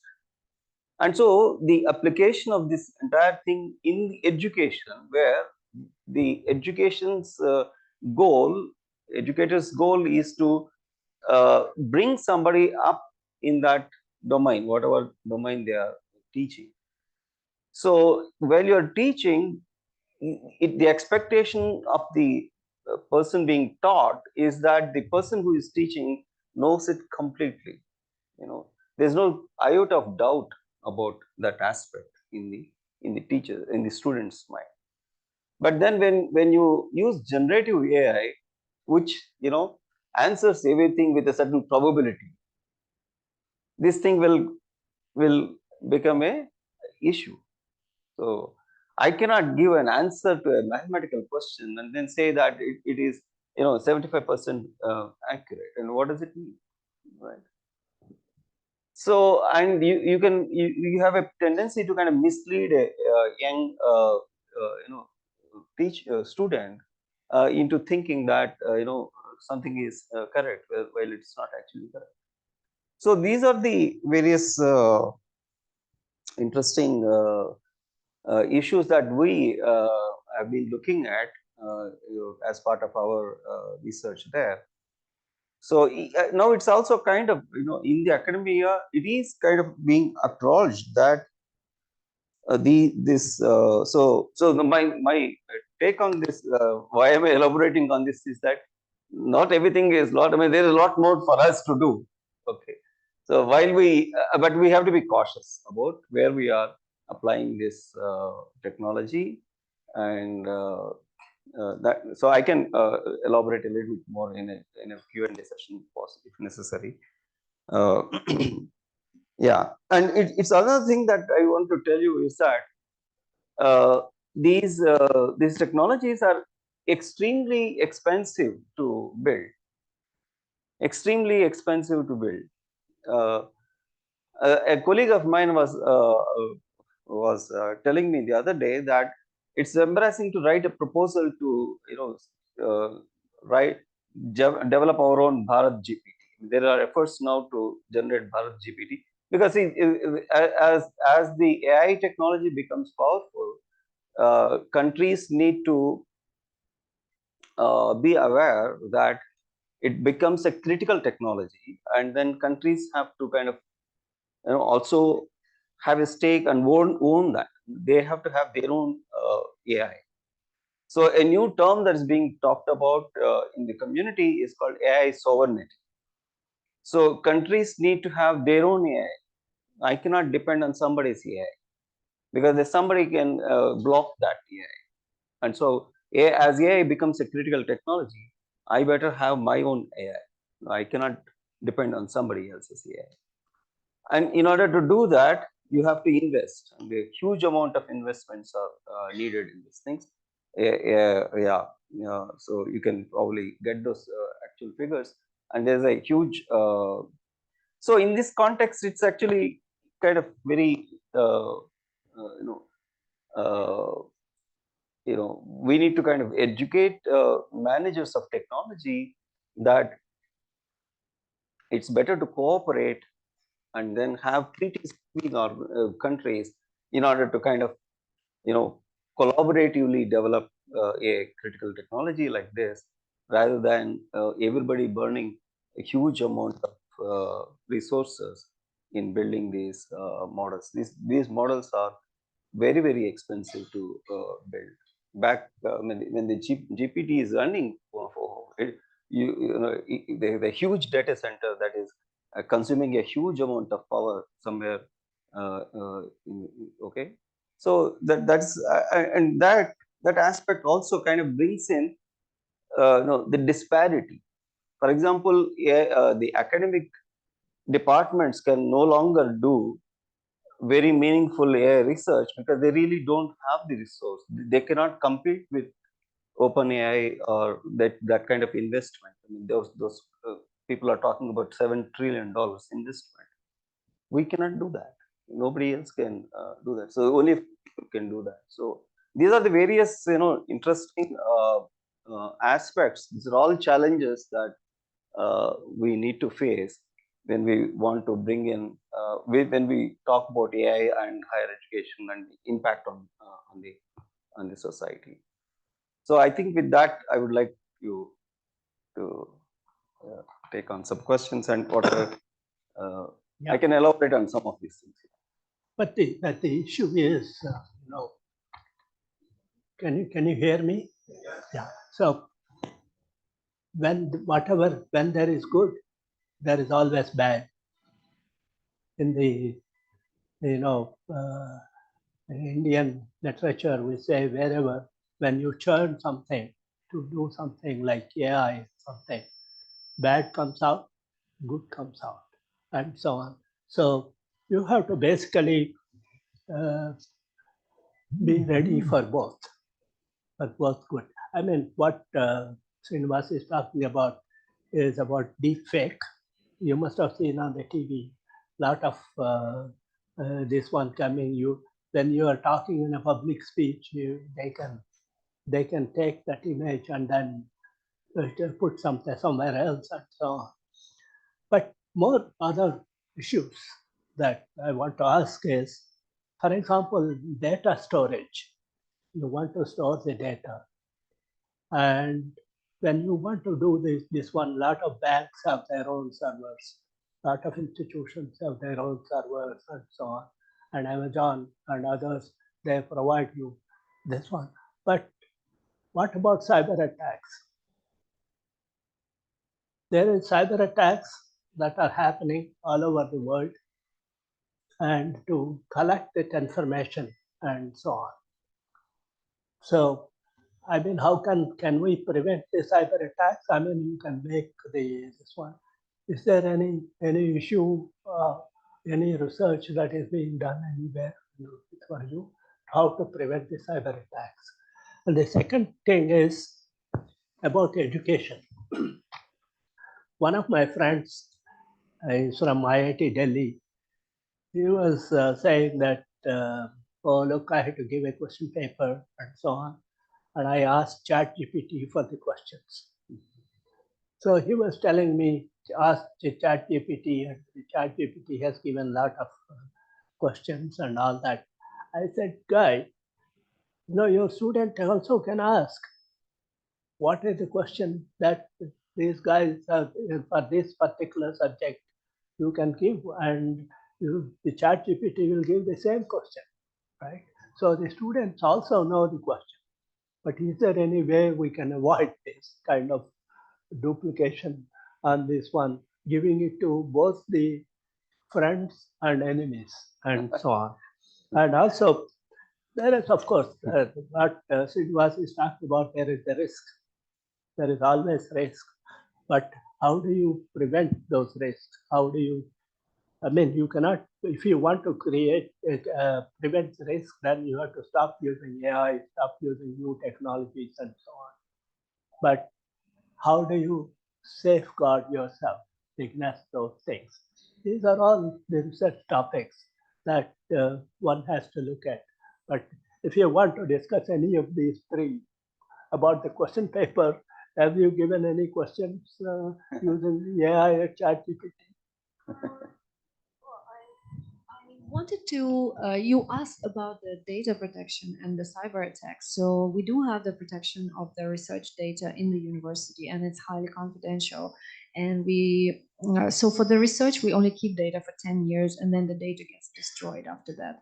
Raw data. And then we also have regulations in place for the primary use, for the secondary use, but nobody is safeguarded, nobody. I don't know the technical side of it, but we regularly receive the emails from our, IT people telling us increase, the safety of your password, increase, be careful not to, turn any links when anything is sent to you.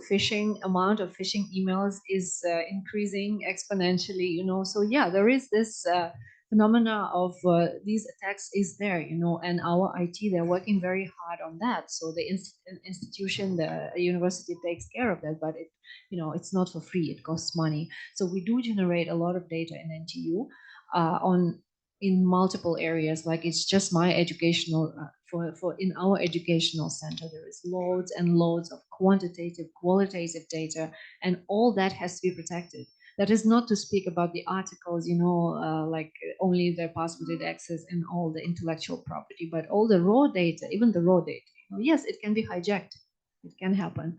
But, and like you say, nothing can safeguard us from that. So yeah, it's like, yeah, you send your child, anybody can get hurt, anybody can get your heart broken, but you still have to live your life, right?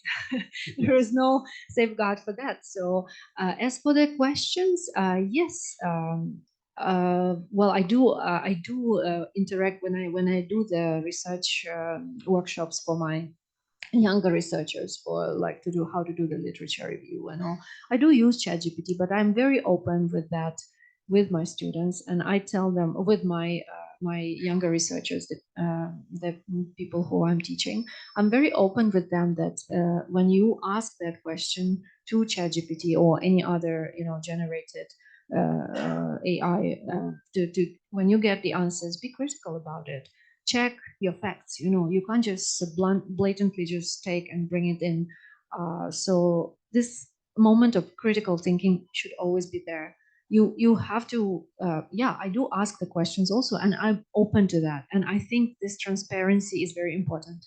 They have to know that, when my first university teacher for English language linguistics, we ask her for a certain word in English, and like, there is always this component of losing face.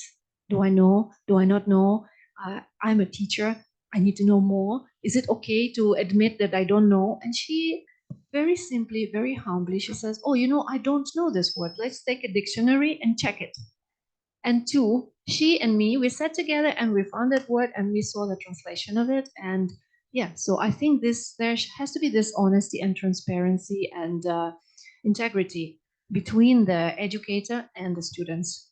That's how I see it. But I think everybody has a different take on it. Yes. Thanks. Okay. Thank you. I agree with you. But let me take the second question, assessment. Right? My son came back, the second son doing accounting. He told me, Papa, this particular lecture, I only attended 2 out of 11. But I'm confident I'll get at least a B for subject.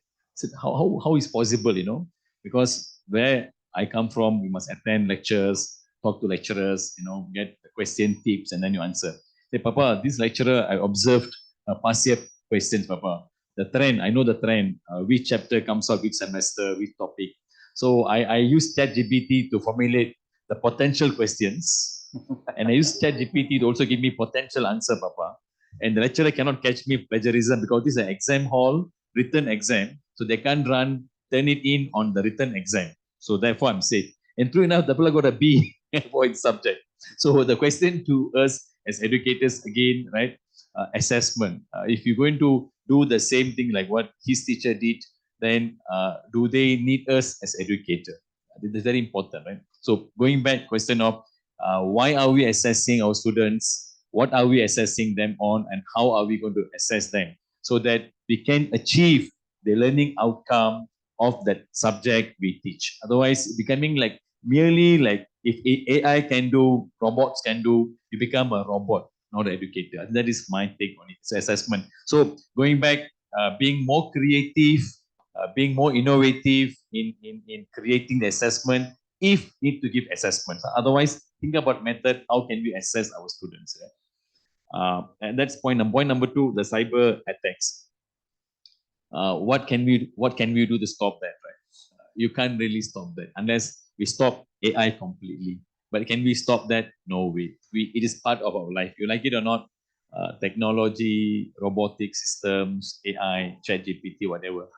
It's more and more important in our life, becoming like part of our life, right? So question asked 20 years ago, do you have handphone? So question asked 20 years ago. If I ask the same question now, it's a wrong question. Now I don't ask, do you have handphone? My question is, how many handphones you have? That's a right question to ask now. So technology is part and parcel of our life, right? So we cannot run away from them. But again, we have like what we have systems in place. We have your firewalls and whatnot to protect. I was searching for some notes for today's session, and this word kept coming out. The word ethics, the word integrity keep coming out. So I think it's time for us to be ethical in what we do. It's time for us to also educate our students out there to be ethical in what they do, right? So it's not about getting A's unethically, but it's getting B's ethically. So that's what I told my son, you got a B, but Papa happy got a B, but Papa not happy the way you got a B. So now I'm really not sure who to blame my son to do that, or to blame the teacher who didn't think creatively how to assess this point. So that is my take, a quick take on the both questions, Prof. Yeah. Yeah, I think going on this cyber attacks kind of, I think probably AI is still not applied in the prevention of this.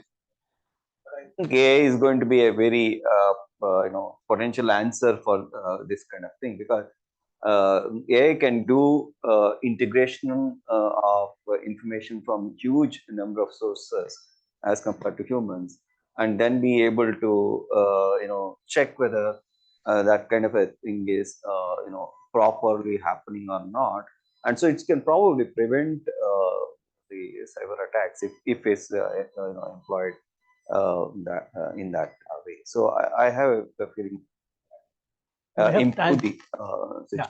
We have time for a few questions. Audience, anybody?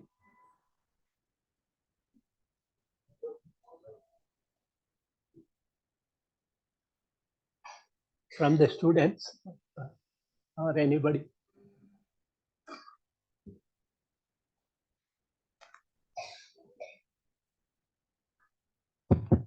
Sure.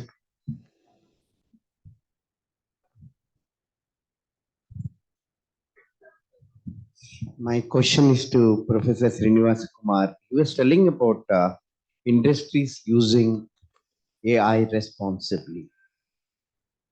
And is it not educators' responsibility to teach our students? Because what is the industry? It's consisting of the people whom we send there. Is it not educators' responsibility to use AI responsibly? That's one. Secondly, you're also telling, don't ask a question to generative AI for which you don't know the answer. Again, this is a dichotomy of what is first, tree first or seed first. Are you getting the answer from there? You already know the answer. You want to check the answer.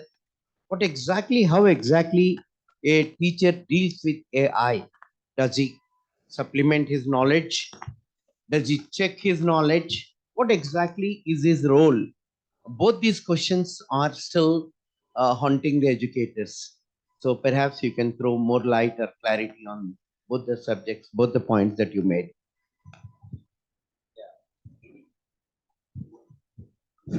Yeah. So about, I think everybody has that role. I mean, surely educators have the role to teach how. how to responsibly use AI.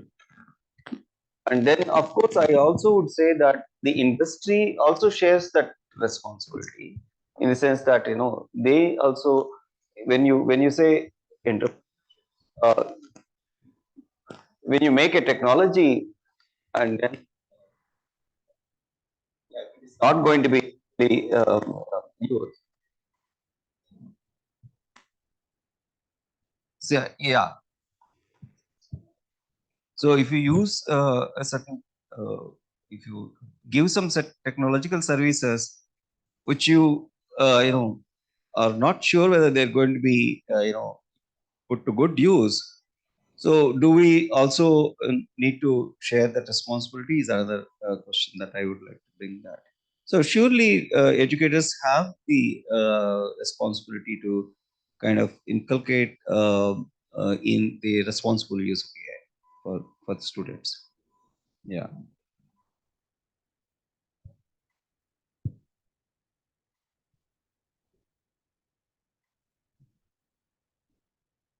Even society at large, I think, needs to. I think, as Marian also was telling us, I think ultimately ethics of an individual is important in the sense that some tool is there. Should I actually use it for a certain purpose or not use it for certain purpose? Is an individualistic decision.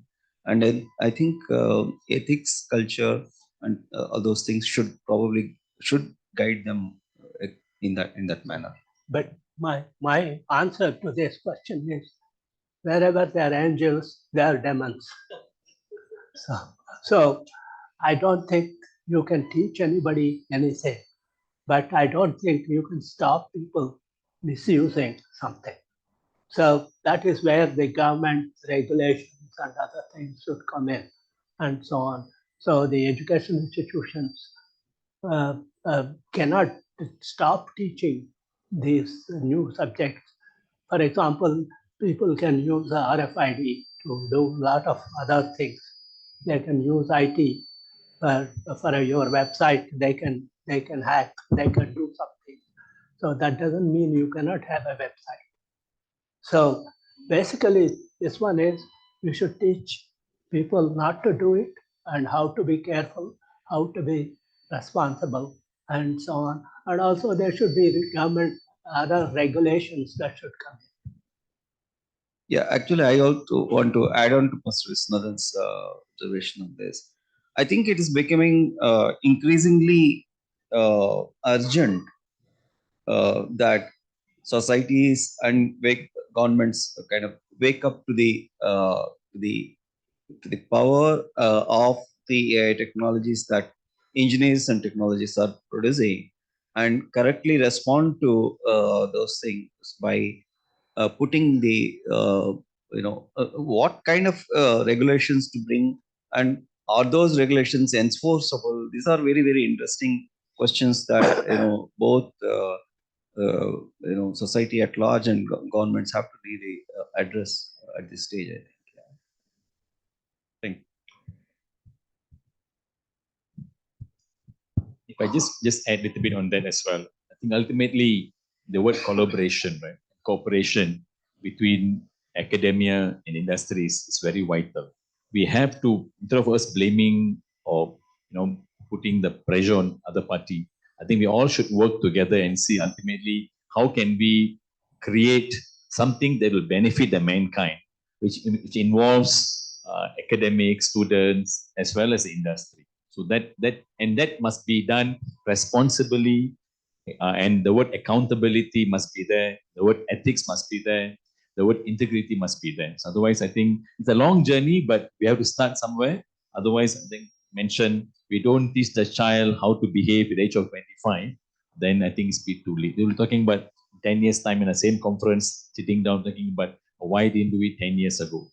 It's never too late, but we have to start somewhere, educating people, working together so that it can benefit all of us in a very ethical way.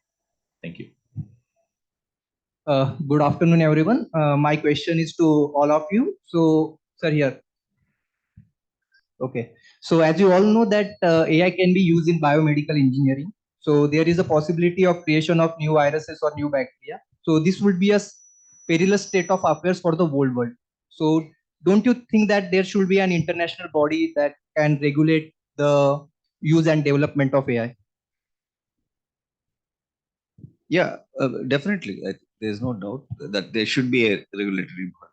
Yeah, I agree. But right now, AI is being used by governments, by education institutions, by individuals, and so on. So it has become so prominent for everyone. It is not possible to have a universal this one. But I mean, you can bring in a lot of regulations and so on. But the point is that when technology is available, you can use it for anything. When this AI is available, you can use it for anything. But whether what do you use for and so on is something different. For example, a lot of my friends use ChatGPT when they are doing research. They want to this one, but I still go through a lot of libraries, books, and all that, and so on. That's my this one. But others say, why are you wasting your time? ChatGPT will tell you what are the references here, what you should talk, and so on, and all that. So basically, the issue here is that regulate. I mean, regulate. Everybody, the regulations say you should behave well. But is everybody behaving well? You should not commit, you should not kill somebody, you should not do something, you should not beat somebody, and so on and all that. This technology has become so this one that it has become very personal. So it has to be individual based, this one, according to me. And so as an individual, you make yourself the kind of regulations that you should do. Governments can regulate, but yeah, but the only point is that, of course, the government only, for example, in a lot of places, they suspend the internet, they suspend this one and all that. That is the way in which the government should act, but it is not the solution to this. So this is like having your own soul, your own body. It is yours, your own brain. So that is what it is. Sir, I have a question with Professor Srinivas Kumar, and he was telling that country need to have its own artificial intelligence. And we are living in the globalized situation, and we just opened our economy and other things, technology, everything, so that we enjoy.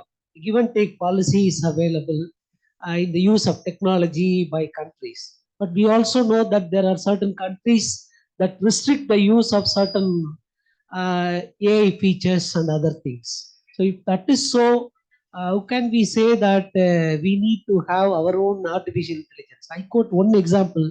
The WhatsApp is so aggressive throughout the world. But there was one similar featured technology, or what do you say, Telegram. Telegram, it came to the market. But we don't think that many of us use it. So we live in a globalized area where we can explore a lot of good things from us, and sometimes ours may be qualitative one, and sometimes ours may be, when we compare with other nations, maybe of a little standard, low standard. So kindly throw light on that, sir. Thank you. Yeah, see, when I say AI, it is not just that, the software, the systems and all that. It's now pretty complex, this whole application.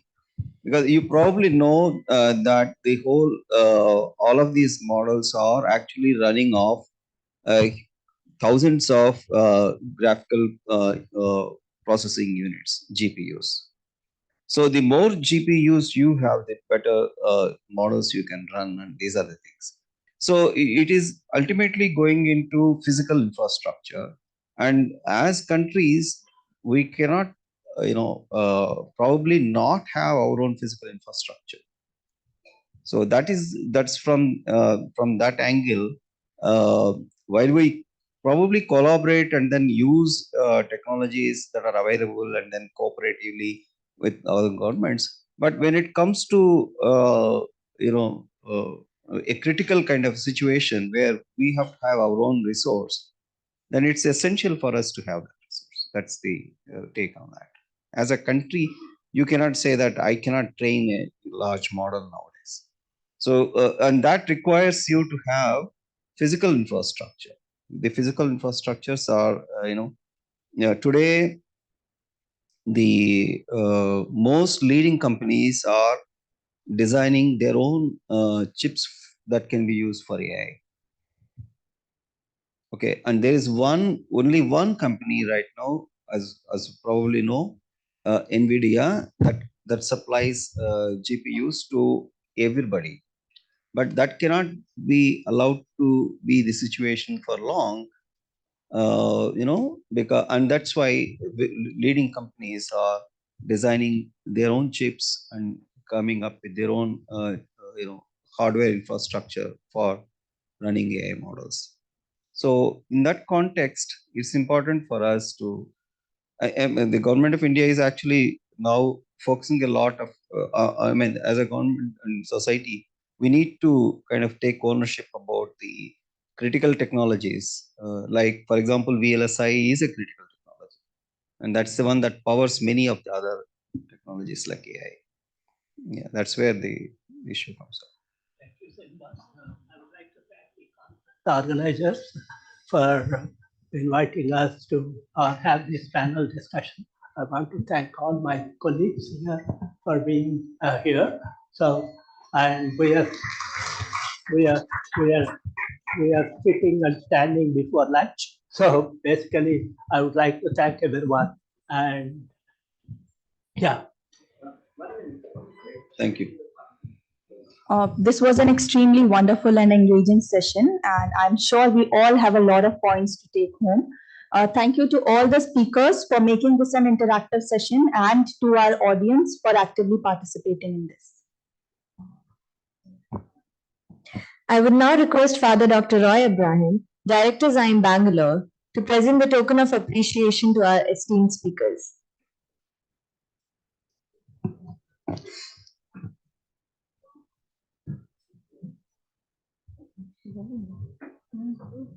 First up, we have Professor N. Vishwanathan.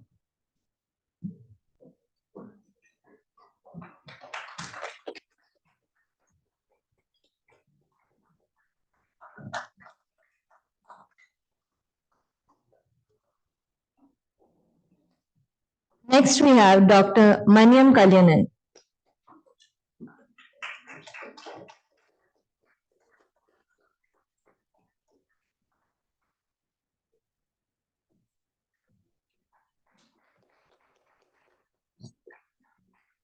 Next, we have Professor Srinivasa Kumar.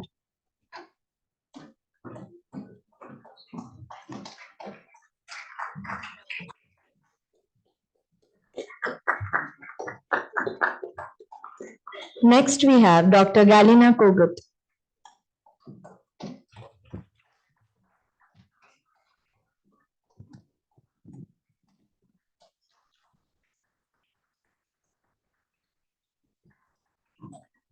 I would now request the guests to be escorted to the Eastern Lawn for lunch. The next session will commence from 2:30 p.m. and all are requested to be here at J. Philip Auditorium. Thank you.